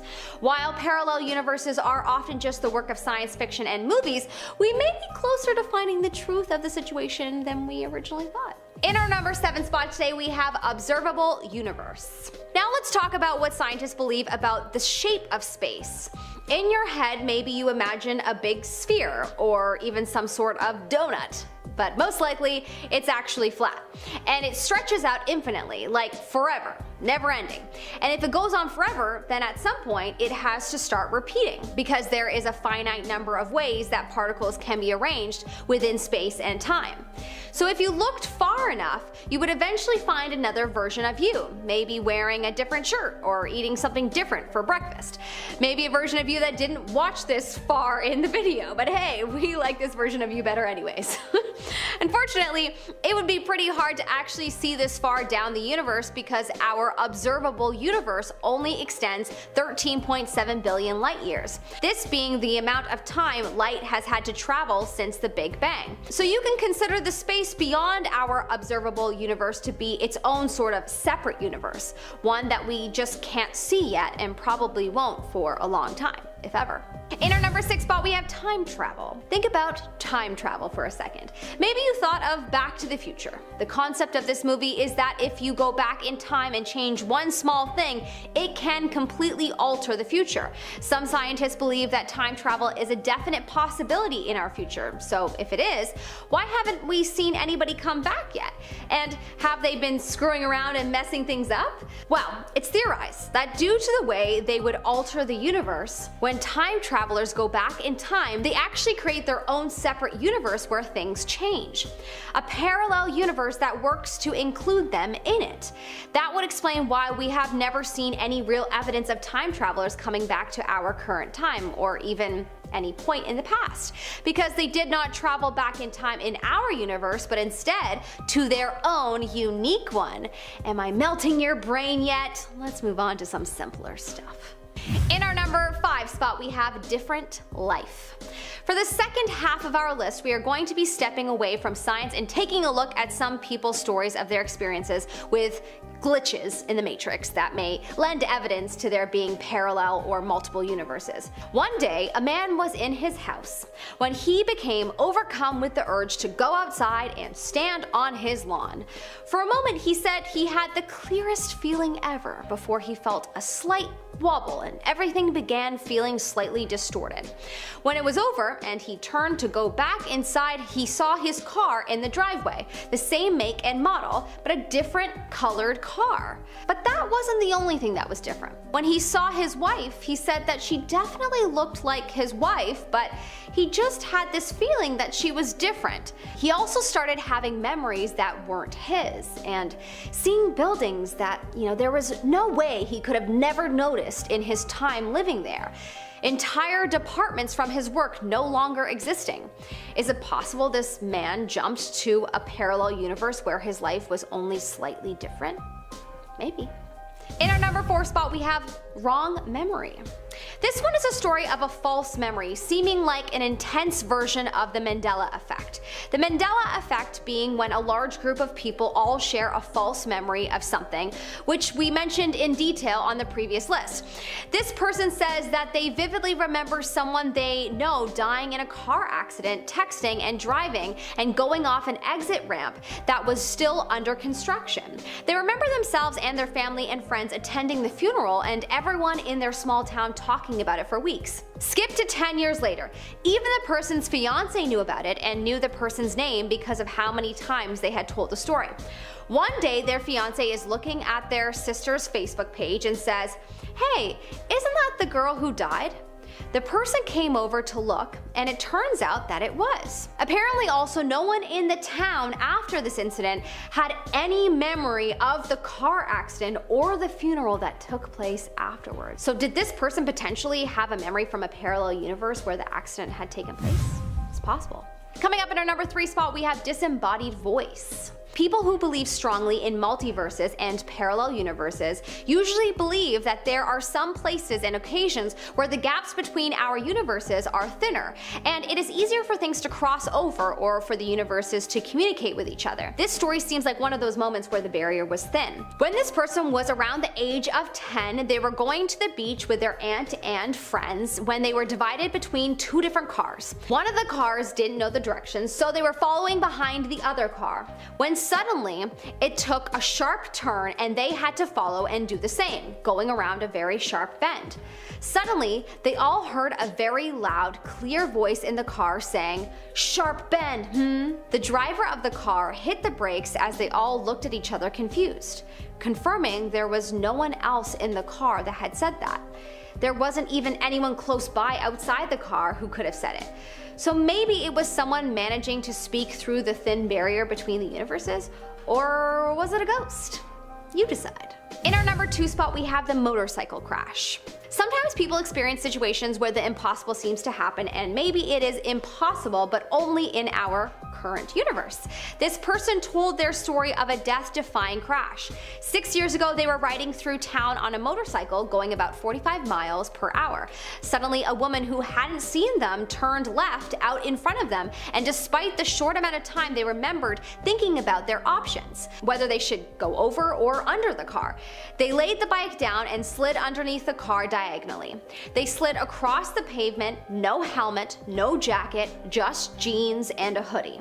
They slid about 80 feet before they stopped and were then able to stand up. No injuries, except a hole in their sweater, their bike having been completely mangled and torn apart. They knew that there was no way that they should have survived the crash, but somehow they did. A potential glitch in the matrix of the universe? Possibly. In our number 1 spot, we have takeout. Have you ever heard of Schrodinger's cat? Me either. The idea that if you put a cat inside a box with a bottle of poison, the cat is in a state of being both living and dead until you open the box and find out. Well, it turns out that, the food you ordered last night, your takeout, is also in a state of being your order and not your order until you open it up and find out. A man and his friend went to a Chinese restaurant where they ordered a chicken dinner and a shrimp dinner. When they received their boxes and opened them both, they realized that they had received 2 shrimp dinners. No big deal, just a mix-up. So they close the boxes and get ready to go ask for a replacement. But before they do, the friend opens the first box again, and instead of the shrimp dinner they had clearly seen before, it was now a chicken dinner, what they had originally ordered. They knew what they had both clearly seen. Was it possible that for a few seconds they had received their lunch from a parallel universe where they had ordered something else? Maybe. In our number 10 spot, we have the tree hopper. I don't usually love insects, so this one just gives me the creeps to talk about. The tree hopper has over 3,000 plus separate species, and each one has a specific look that helps them blend into their environment. The tree hopper can be recognized by their vertical face and enlarged thorax, has a helmet that is tough and hard and comes in different shapes and sizes. They are usually about 1/2 inch in size. They eat liquid from plant stems and, as you can imagine, are always found in trees, but in warmer parts of the world. They are sometimes referred to as insect brownies. And that, once again, makes me feel alone in the world, because just why? They are bugs, not food. Just no. But fun fact that actually makes them kinda cool, tree hoppers actually secrete honeydew. So I guess that's kinda cool. Number 9, the red-lipped batfish. Yep, a lot of words in that one name right off the hop. The red-lipped batfish, I gotta say, I'm a fan of the look. The red lipstick, she looks like she's ready for a night out on the fish town. But don't let those looks deceive you, folks. Hiding in the depths of the Galapagos, these batfish can grow up to 10 inches long, and the defining feature here, obviously, besides their lips, are their feet. Yeah, these batfish have pectoral fins that allow them to walk on the ocean floor. Yeah, walking on the floor. Fish walking on the floor with lipstick on. What's going on here? Because they belong in the same family as an anglerfish, the red-lipped batfish also has an elysium on its head in order to attract prey. It's got like a clown nose thing almost. I want to just go honk. I really want to pop it. I know I can't, but I want to try. I'm not a fan of deep sea fish, or any fish really for that matter, so this one absolutely creeps me out. I'm also not a fan of clowns. This fish checks a lot of those boxes, so I'm heading out. Coming up at our number 8 spot, we have the axolotl. There is much speculation as to how to pronounce the name of this creature, but for the most part, most people believe that it is axolotl. But another one that I have to kinda admit that it sorta looks cute, but if I saw it in person, I would probably be terrified. Also, another alien-looking creature. Did we just base our alien images in movies off of these kinds of creatures? Known to be usually brown, black, sometimes greenish, and white, but the white ones are bred in captivity. Apparently the white ones are long descendants of a mutant version of the male back in the 1800s. They were from then on bred to be white with black eyes. These creatures are actually very endangered. They are usually found in lakes and in canals in Mexico. What looks like little baby fine hairs on their head are actually gills. So cool. They eat small worms and fish. They also have the superpower to regenerate their jaws, spines, limbs, and get this, even their brains. Whoa, arguably the coolest superpower I've ever come across in an animal. Number 7, stonefish. Yeah, this next one is great at disguising itself as a rock. So when it comes to deadly ocean life, that's just what you want to hear. Nice, good game, folks. The stonefish is spiny, it's ugly, it looks medieval almost. Each of its 13 spines are all filled with deadly venom. So if you're taking a late night skinny dip, yeah, keep an eye out for any blinking rocks. Let's avoid that entire area. These fish look angry, they have John Wick eyes, they're on a mission, something's going on in their soul. Its venom is very lethal to humans, so if you're watching from Australia, I implore you to wear steel-toe boots next time you go to the beach. Stonefish don't use their venom to hunt, they only shoot venom out of their spines if pressure is applied to them. That's worse than anything. The odds of accidentally stepping on one of these guys is significantly higher than any other fish. Because, like I said, they look like rocks that blink. Remind me to never swim in the ocean again, or just go to Australia for that matter. In our number 6 spot, we have the star-nosed mole. Somebody convince me that this isn't an alien. How is this a real creature from our planet? Being the creature of everyone's nightmares, the star-nosed mole has quite the positive sounding name, like extremely unfitting in my opinion. I would name it the spider-face mole. Is that not more appropriate? All jokes aside, the star-nosed mole actually has its own record for being the world's fastest eater, as it is said that it can eat an insect in a quarter of a second. Its star or spider-like face, in my opinion, is actually an organ, and it has over 100,000 nerve fibers, which makes it one of the most sensitive organs on any mammal to touch. The star-nosed mole is found living in the wetlands just along the coast of the US from Canada to Georgia. They are actually known to be blind, but they have mastered their senses and they can swim and smell underwater. Most of their life is spent hunting their prey underground, and they usually live about 2 to 3 years. Number 5, the blue dragon. This one sounds like it's from a different time, let alone a different universe. Oh my god. The blue dragon, aka the Glaucus atlanticus. First of all, it looks like it's from Pandora. This thing is bright blue. It's a blue sea slug. Believe it or not, it's a gastropod that just decided, you know what, I'm too cool for a shell. Don't need it. And to be fair, when you store poison in your fingertips, you don't need to hide, right? The sea slug can often be found in the Atlantic, Pacific, and Indian Ocean. They favor tropical waters, obviously, who doesn't? And they literally adapt to survive. They eat Portuguese man-o'-war, these deadly jellyfish-looking siphonophores, and during this process while feeding, blue dragons will literally absorb and then store its prey's cnidocytes. They will take its toxins from them and then store them in these small sacs.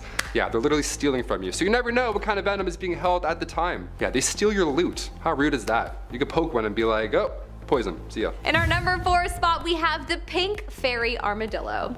Okay, this creature looks like it belongs in a fairy universe, and clearly its namers would agree. If I were to be an ugly creature, there's no way I would choose anything but to be a pink ugly creature. Way too many people online call this terrifying creature cute. And now I'm sure the world has gone insane. Also, I'm just not a fan of armadillos, so I'm biased. The pink fairy armadillo grows to be about 2.5 to 4.5 inches long. It can weigh up to 4 ounces and they can live up to 10 years. They're usually found in central Argentina in grasslands, plains, and dunes. They love to eat plants, worms, and insects. They protect themselves by curling into a ball. They have pretty silky yellowish white fur, and what looks like pink armor is actually just blood vessels under its armor. They have been so hard to find, so scientists haven't spent much time studying them to date, probably because they're jumping back into their fairy world dimension every now and then. Number 3, Brood X cicadas. Okay, this one sounds like a Marvel villain, Brood X cicadas. Hold on to your butts for this one, really. This one is absolutely insane. Over the past couple of years, billions of cicadas came from the ground all over the United States for the first time in 17 years. They were just underground waiting for so long. At the same time, they all just came out and surprised us all. Thing is, they just happened to be born with a fungus made of the same chemical found in poisonous mushrooms. So they didn't have a great time. Yeah, they were a little confused. They didn't feel too hot. The fungus ate away at their bodies, so much so that their butts literally would fall off. They would fall off, they would lose their butts because white spores are pushing them off at this point. These cicadas don't even know what they're doing. They're calling this a zombie virus for bugs. Yeah, more than fair, their ass is falling off. But you can't say that now, can you? What's really happening here is a process called massospora. These poor things just want to mate and move on, but now both males and females are making cicada catcalls, so their whole system is now ruined, all because of this fungus. These cicadas aren't a threat to humans, thankfully, but their tragic summer of 2021 is definitely worth mentioning. We had a bad 2020, cicadas, they had 2021. We're sharing. Sharing is caring. Coming up at our number 2 spot, we have the California leaf-nosed bat. It's hard to imagine that this extremely cute but also terrifying creature exists, so it must be from a parallel dimension. That's all I can conclude. This creature is of course a part of the bat species, but it has one big distinguishing feature that makes you think that it should be a species of its own. It has Dumbo-like ears. Yes, I'm referring to the Disney movie Dumbo, where the elephant has abnormally large ears that end up acting as propellers and give him the ability to fly. Bats can already fly, so sadly his ears are seemingly pointless to me. What's the point of having big ears if they don't help you fly, is all I'm saying. They're also known to have leaf-looking growths on their nose. They live in caves and mines in the deserts of the US and Mexico. They eat grasshoppers, beetles, moths, and crickets. Their ears are about 1 to 1.5 inches in length each, and they don't usually migrate because their wings are too short and broad for traveling long distances. Would love to know if you think the idea of a big-eared bat hitting you in the face would be terrifying or cute. Let me know in the comment section below. Number 1, bulldog rat. Recently on Most Amazing, we've covered projects that are aiming to bring back extinct animals. That's kind of fun. The Lazarus Project aims to bring back extinct woolly mammoths. Yeah, we could see them return in the next 8 or 9 years, which is terrifying but exciting, science-wise. That's lovely. Let's save animals, sure. As long as we don't bring back the bulldog rat, I'm happy. Of course, being way larger than black rats, the bulldog rat was thankfully last seen around 1903. The same time speedwalking was introduced to the world. It's because everyone was booking it home because of these things. That's my personal theory right there. They have 2 to 3 centimeters of fat on their backs. So disgusting, with short tails and thick hair. Yeah, there's absolutely nothing holly or jolly about the bulldog rat, except for the fact that its home was once that of Christmas Island in the Indian Ocean. They were thriving until sailors discovered said island, and they brought with them infected black rats. So it was like West Side Story, but like rat version. It was crazy. So when they pulled up to the island, Christmas Island, they brought with them all these rats, and then they riddled everyone with disease. So it took less than a year to wipe out an entire rat species. Honestly, I'm okay with that. I don't like rats at all. If you're a rat person, sorry. Cool tricks, but nope. Starting off in our number 10 spot, we have 2 phones. This story had my mind absolutely blown, but when I looked at the replies, it was brought to a whole new level. This story reads, quote, "Okay, I know this sounds a bit crazy. So to start off my story, my mom and dad are divorced and my dad just came to pick me up. But yesterday my mom got an infection somewhere in her lower abdomen. While my dad was driving to his house, my dad started to call my mom and she picked up. But they couldn't hear each other. So my dad hung up, but then like 20 seconds later, we both got a call at the same time, but by 2 different numbers. We both answered, and on the other line was my mom. We started talking and she sounded the same, but like I said, they were 2 different numbers, and me and my dad are just sitting there looking at each other like, are we losing our minds? We started to talk to, quote, my mom, and she was saying 2 different things while we were both talking to her. And now, I don't know if I'm losing my mind or what. Okay, so I was like, that story is really strange and I don't really have an explanation for what could have happened there. Then I look at the replies because you know who always has explanations? Redditors. And one user replied with their theory that this was a case of a temporary reality slip or merge. Like, what in the world is that? My mind is blown. In our number 9 spot today we have the nap. This wild story took place in 2022, and it starts off with the storyteller explaining that in that year, they took a nap and woke up in 2014. When they woke up, they were on the couch at their old job in their old uniform on a break. They knew something was wrong and that they were back in time, but to make matters weirder, they were like their 2020 self and what they look like currently, but they were in the year 2014, if that makes sense. From here they wrote, quote, "I looked around and ran down the hallway when my manager stopped me and asked me what was wrong. I asked him what year it was and he said 2014. I insisted to him it was 2020. I ran up the stairs and everyone was looking at me. Everyone was acting like I worked there the last 6 years and nothing changed. Everyone asked me what was wrong. Then they head to the apartment that they lived in 2014 and it looked exactly the same, and their parents were there who also confirmed that the year was 2014 and also began asking what was wrong and what was going on. This is when the story takes the craziest turn though. They open their bedroom door and their ex is lying in their bed, but this ex is also the current 2020 version of themselves, not the 2014 version, and they too have this awareness that they're back in time. They then went on to write, quote, "They told me they," meaning the ex, "brought me back. They were fully aware of what was happening. After talking for what felt like days in our old apartment, they left, and I went back to sleep in my own bed and woke up back in 2020 in my bed. I truly can't explain what on earth happened here, but it definitely is unbelievable." In our number 8 spot today we have Parallel You. This strange story starts out with the storyteller setting the scene for us. They wrote, quote, "This happened about 5 years ago when I lived with my parents. It was about 5 minutes after 8 a.m. and I had woken up, went downstairs and sat in the recliner. Dad was sleeping on the couch and mom was in the kitchen cooking breakfast, biscuits and gravy. Everything was normal." Okay, this sounds like a great time so far, but just wait. They then explained that they moved from the recliner to the dining room and then boom, suddenly they're at their friend Paul's house like they've been there the whole time. There are a couple other people there and someone who's underneath a jacked up car working on it. This is when they write, quote, "The guy underneath the car asked me to hand him the new muffler that was laying right beside where I was standing. I picked it up, I remember it had some weight to it, I recall the heat of the sun hitting me in the face, it was about 12 or 1 o'clock in the afternoon. I knelt down to give him the muffler and the weight being lifted off when I handed it to him. It was just all so vivid." So now, when the storyteller went to stand back up, they heard this sound that was similar to the splash sound that occurs when somebody jumps into a pool. Immediately the sound then went into reverse and then there was a loud clap sound, and now they're back in their dining room.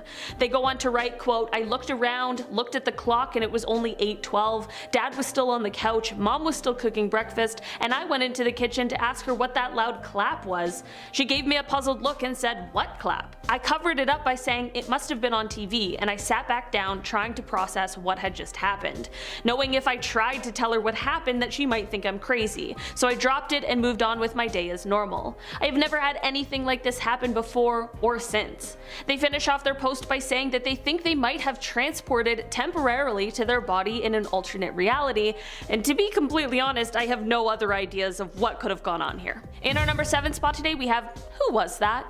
Okay, I'm gonna need your opinion on this one and what you guys think is going on here, because this one has me a bit confused. So this post says, quote, "This happened about 2 years ago. So my fiance and I were lying down in the living room, his face is facing towards me and my face is towards him. My face is looking towards the wall behind him and his face is towards the living room space. On the verge of waking up, my mom walks from the kitchen to her bedroom, in which you have to pass the living room in between. She asks, 'Are you both okay?' asking from her bedroom. Not thinking much, my fiance and I both answer, 'Yes.' In that moment, I got confused because I remember my mom telling me earlier in the morning that she was heading to town and she wouldn't be back until the afternoon. I get up from the couch, go to check her bedroom, and there is no sight of my mom anywhere. I told my mom about this and she confirmed that she had been in town from 7 a.m. to 5 p.m. My fiance and I still talk about this to this day and we are still freaked out about this." So my first thought was obviously a dream, but the fact that they both experienced it is the thing I can't get past. So what do you think happened here? Some sort of shared dream experience, something to do with parallel universes, some weird ghost thing? At this point, I have no idea. In our number 6 spot today, we have the train to nowhere. It doesn't matter what train you're on, where it is, or whether it's underground or above ground, when the doors close, everything is lawless. I feel like trains are always the portal to another world, and this story only proves my theory. This story reads, quote, 3 years ago I was riding a train, got my ticket checked and took my seat. A few stops later, someone else turned up and seemed to have booked the exact same seat to the same destination. The same train conductor that checked my ticket earlier came, we compared our tickets, and it turned out I was booked on a non-existent train number with the same destination and time, but strangely enough, I had the same name as the one I shared a seat number with. Tried to check up on the number from my ticket afterwards and didn't get any hits for my actual train number. This is fully some platform 9 3/4 stuff that I cannot understand. In our number 5 spot today, we have Am I Really Here? Okay, this Reddit story starts off with the OP explaining that on February 20th, 2022, they dreamed that they were in a car accident. They then go into extremely vivid detail of the scenario that led up to the accident itself, and then the aftermath of it, and they could so viscerally feel all of the things as they were happening. Their car ended up in water and they found themselves unable to escape, and they explained the thoughts that flashed through their mind of their family. Their phone was nearby and they managed to call their girlfriend who didn't answer, and they left one last voicemail. It's all very detailed and horrifyingly sad, and they end it by writing, quote, I remember crying to myself, trying to think of something else I could do to get out of this, to survive, but the water kept rising, and in the end I simply stared up through it at the faint flashing light at the surface, blue and red. I prayed until my vision went black and I couldn't fight to hold my breath any longer. And then I woke up, alone in bed, freezing with a cold sweat, but awake and confused. I don't know how or why I'm here, because I died. I felt my body die. I felt the water enter my lungs and the pain that it caused. I felt it all. I shouldn't be here. So this person thinks that they passed away in one reality and jumped into this one where that was all just a terrible nightmare. That is horrifying. That would be the most terrifying experience ever. Was this just a very vivid nightmare or an example of someone who jumped universes? In our number 4 spot today, we have The Real Me. Okay, this story is a bit of a longer one, but it's so worth it, I swear. It reads, quote, I was shopping at a thrift store in a small town I lived in several years ago. I was looking around and happened to be near the checkout counter. An old lady came out from the back and said, "Are you?" said my name. I said yes, figuring I'd worked with her or something in the past, although she didn't look familiar to me. My name is not super common anymore, although I do see it on personalized items on a very infrequent basis. She was really excited to see me. She asked if I was still working at a certain school in a neighboring town about a half-hour away. I was confused and told her I'd never worked at a school in that town or any town. She appeared confused and stated that we had worked at the school together for a long time. I politely said that she must have me confused with someone else. She seemed like she was kind of scared at that point and again asked if my name was what she had stated before. I said yes, and she said, well, you look just like her. We chatted a bit about this other person and I asked what this other person's last name was and gave mine. She said she didn't remember, but she could have sworn that I was her. We laughed about it and I finished my shopping and left. I didn't think much about this till a few weeks later when I was walking down a street near my house. A woman, not the one from the thrift shop, came out of her house, saw me, and asked if my name was, said my name. I said yes. She also became excited and asked if I was still working at the school in the nearby town. I again explained that she must have me confused with someone else. She also said that I looked just like this other person with the same name, and she also didn't know the other woman's last name. This actually did creep me out. I've been mistaken for other people before, but not twice in the same month for a person who looks like me and has the same name with the same spelling. I think it is possible another reality crossed briefly with this one, and this was the result. No one has mistaken me for this woman since. You guys, imagine how strange that would be. I swear I wouldn't go anywhere ever again. In our number 3 spot today, we have The Memories. Okay, this story starts off on June 16th, 2015. Our storyteller was really into visiting the skate park at this time and was on an out-of-town trip with their mom and ended up visiting a skate park while on this trip. While at the park, they unfortunately ended up getting in an accident that led to them being unconscious for a few minutes, and having a few minor injuries such as broken ribs. It definitely could have been worse and they were lucky to walk away from the accident, but during their time unconscious, they experienced something that they refer to as the 7 minutes. During this period, they explained that their life flashed before their eyes and that they went through basically all of their memories and then it was black. When they woke up after some time, they began to realize that while everyone looks the same, no one shares any of the same memories that they now have, the ones they saw during the 7 minutes. They have also stated that they now have this ability to feel when a family member dies, and as an example, they explained that they told their mother of their grandfather's death 20 minutes before she got the call. I think that would have been a really weird conversation, but once the phone call came, it was likely quite eerie. In our number 2 spot today, we have a bike ride to another universe.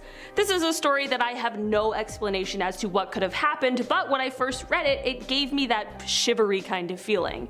It was posted on Reddit and they wrote, quote, "I was 11, maybe 12. We lived on this large piece of land in the desert with a truck repair shop on it. Most of the time we'd hear the mechanic tinkering away in the shop or our neighbor would be sitting out on his step. In the summer of 2013, I rode my bike out to the back of the property. There was a big hole with sheet metal covering it and I liked to ride my bike across because it would make an awesome thunder-like noise. I had done it hundreds of times, but this time it was different. I rode across and when my bike tires touched the dirt, I immediately felt different. Everything felt too silent. Everything felt static, like it was frozen. Like if I tried to move anything, it wouldn't move. I was honestly too nervous to ride back to my house. I felt like I would show up and everyone would be gone. Just missing. No people, no animals. I took a 15-minute break and just pedaled back. I always think about this. Maybe the vibration from the sheet metal was enough to create some sort of disturbance. Maybe being off in the back of the property by myself, but I loved doing that because nobody bothered me while I rode my bike. I never had any other experiences like that, and every time I went back to that part of the property, I would take my dog with me on a leash so I wouldn't be all alone." What do you guys think happened here? In our number 1 spot today, we have breakfast in a parallel universe.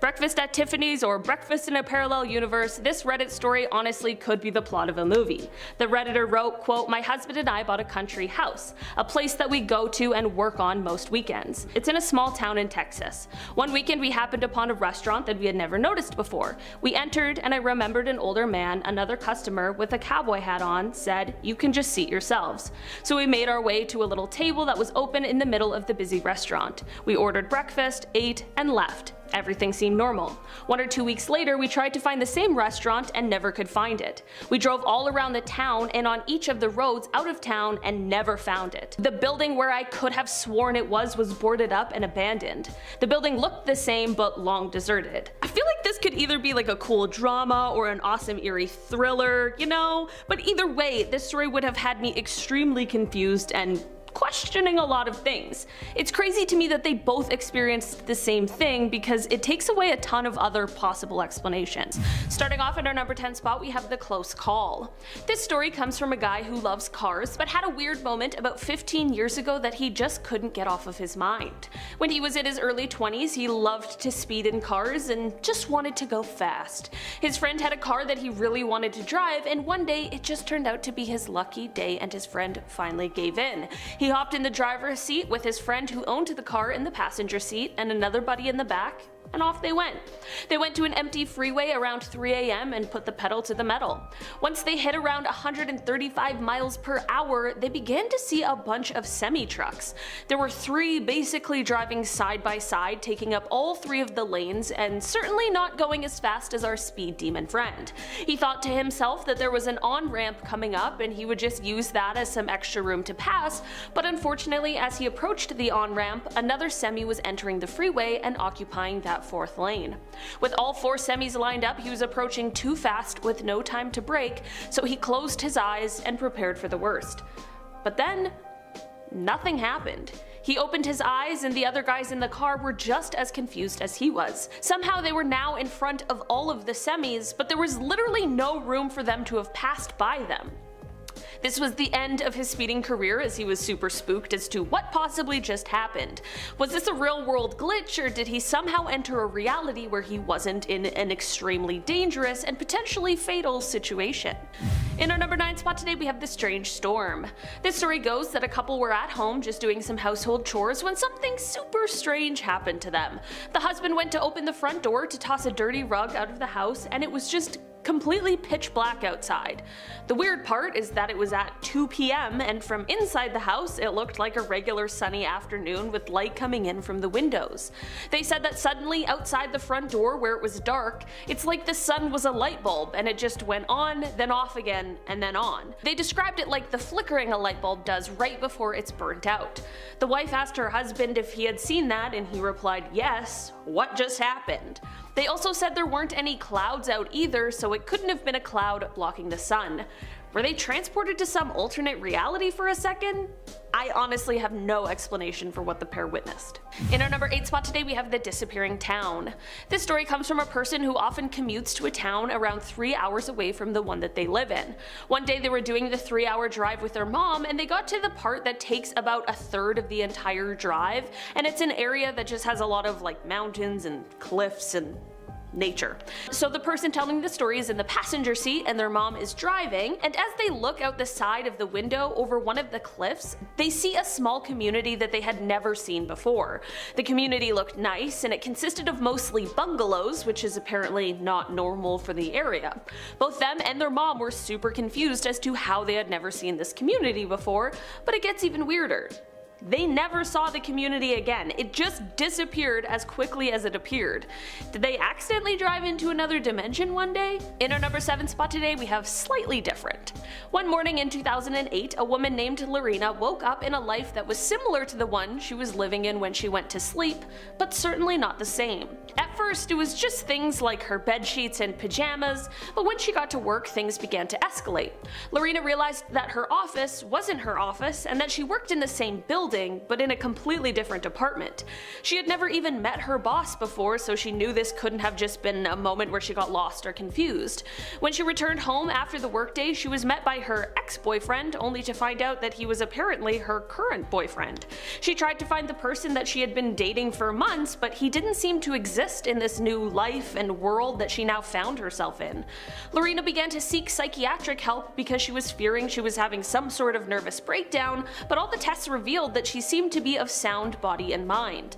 The strange occurrences continued when Lorena asked her family how her sister was doing. Lorena knew that her sister had recently had shoulder surgery and she wanted to check in, but when she asked her family, they were baffled by her claims and insisted that there was no surgery that had taken place on anyone in the family. Lorena couldn't find any answers to her situation and was having no luck with a medical explanation either. She is convinced that she went to sleep one night and woke up in a parallel universe that was altered slightly by small decisions that she had made.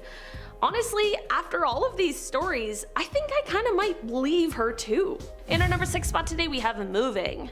So this story comes from Reddit and it starts off one day when a guy gets a call from his neighbors asking him if he can help them move a mattress upstairs.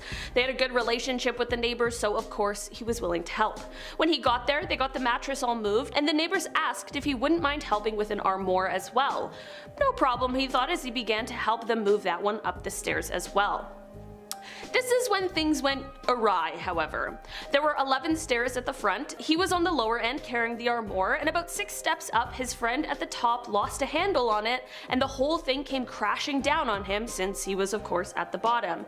He loses his balance and falls backwards towards the pavement, and this man actually remembers dying from this fall.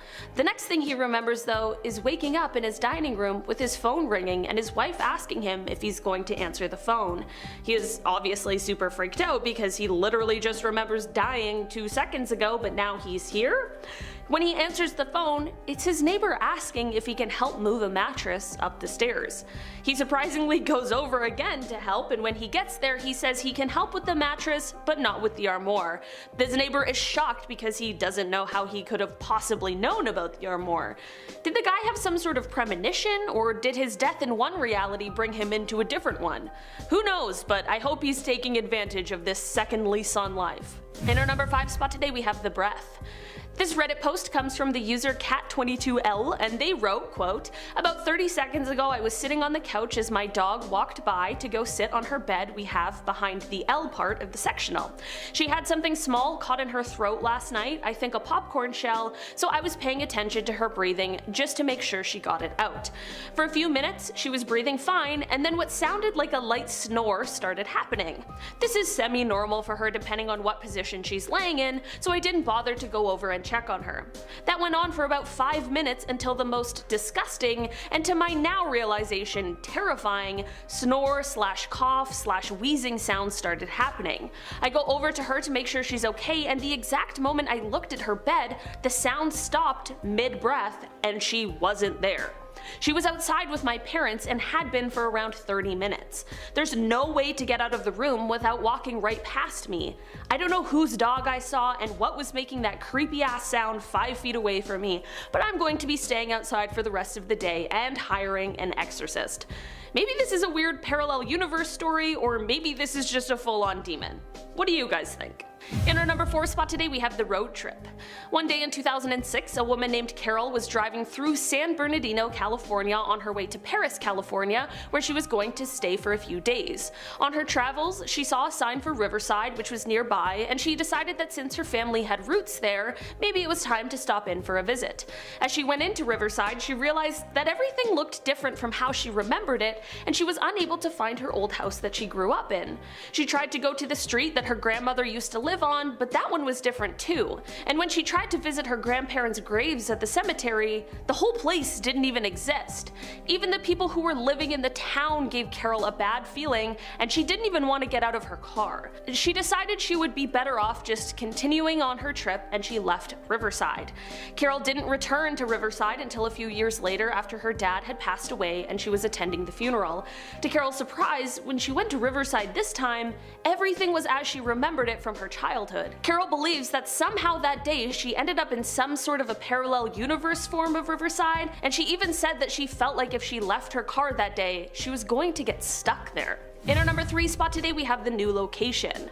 So one day this person was driving to work on the same route that they took every single day. They worked the whole day through and got into their car to head back home on the same path. As they're driving, they start feeling super anxious and like on the verge of a panic attack. They keep driving and then they suddenly see this huge power plant all lit up. They're super confused because they drive this road every single day. How could they miss this glaringly obvious thing? Then their boyfriend calls and asks them to pick up McDonald's on the way home. No problem, they go through the drive-thru. When they get to the window, they see an employee they've never seen before, even though they are at this same McDonald's almost every single day, and this new employee is the only one there, and they say that they've been working there for around 2 months. They take the food and head home, and when they get there, they begin to tell the boyfriend about this strange power plant that they saw. Their boyfriend explains that it's always been there, so he doesn't know what they're talking about. Now every day they drive past this power plant with no idea how it got there or how they had missed it, but they've also noticed a few other small differences in their life. Their dog doesn't know the tricks it used to know, or how their boyfriend pronounces some words differently from before. Maybe they slipped into a new dimension on their drive home from work that day. In our number 2 spot today, we have Honey. This story starts off with a woman who we'll call Anna having her bi-weekly phone call with her mom just to catch up and see what's going on. Anna's mom unfortunately had to inform her that Anna's sister's dog named Honey had passed away. Anna was obviously super upset at this loss and called her sister to check in after hearing the news. Anna asked tons of questions about where they were planning to bury her, as well as asking how her sister's son was doing with the loss. Anna told her boyfriend how upset she was about the loss of the dog, as they had really had a bond. Flash forward a couple of months and Anna is heading home for Thanksgiving. Her sister was heading out of town to spend the holiday with her in-laws, so she left her pets at the parents' house so that they could be watched over. As Anna walks into her parents' home, she sees Honey, healthy as can be, sitting in the living room. Anna was of course overjoyed, but asked her mom why she had told her that Honey died. Anna's mom was very confused and said that that conversation never happened. After leaving her parents, Anna asked her boyfriend and he said he was super glad that she brought it up because he also remembered this conversation. Did they somehow enter a world where Honey was still alive? While this would be such an amazing surprise, it would also be unbelievably creepy. In our number 1 spot today, we have the crosswalk. Okay, maybe a parallel universe story, maybe a glitch in the Matrix story. Either way, when I came across this one on Reddit, it actually gave me goosebumps because it was just so strange. So let me set the stage for you. The original poster of this story, for a few weeks prior to this incident, had been noticing this sort of mundane thing that he found that many people did. The thing was how pedestrians will wait at a crosswalk until the walk sign comes on, and when it does, he was finding that people will usually pull their cell phones out of their pocket and look at them as they walk across the street. Nothing too strange there, it was just a thing that he had noticed. So flash forward to this specific incident, this guy is driving with his daughter. He goes on to write, quote, "We stopped at a red light at a crossing and there was a man standing there. Nothing out of the ordinary, denim jacket, black cap, glasses, around 6'2". I thought I'd try to weird out my young daughter. She's 5, so I knew this was going to blow her damn mind. So I said, see that man? When the walking man goes green and he starts to walk across, he'll reach into his pocket and pull out his phone and start looking at it. Watch and see." As he walks across, he reaches into his pocket, but then immediately takes his hand out and looks and points right at me with his mouth open, smiling like a gotcha stance. Of course, my daughter found this absolutely hilarious, and I sat there completely mind blown. I must have sat there in silence looking at him walk across for the next 10 seconds. I drove on and had a look at him as I drove past, and he was smirking and laughing. Of course, I'm thinking that he must have heard this guy somehow, but the poster goes on to say that the windows were up, the radio was on, his voice was at a completely normal volume, and this crosswalk guy would have been like 15 to 20 feet away. He finishes the post by saying, quote, "I can't figure out at all how he could have heard me. It's literally impossible. How did he know I was trying to predict he'd reach into his pocket for his phone? The only even remote possibility I can think of is that he has had the same observation as me and thought I might be thinking the same thing, so he just went for it. But realistically, what are even the chances of this?"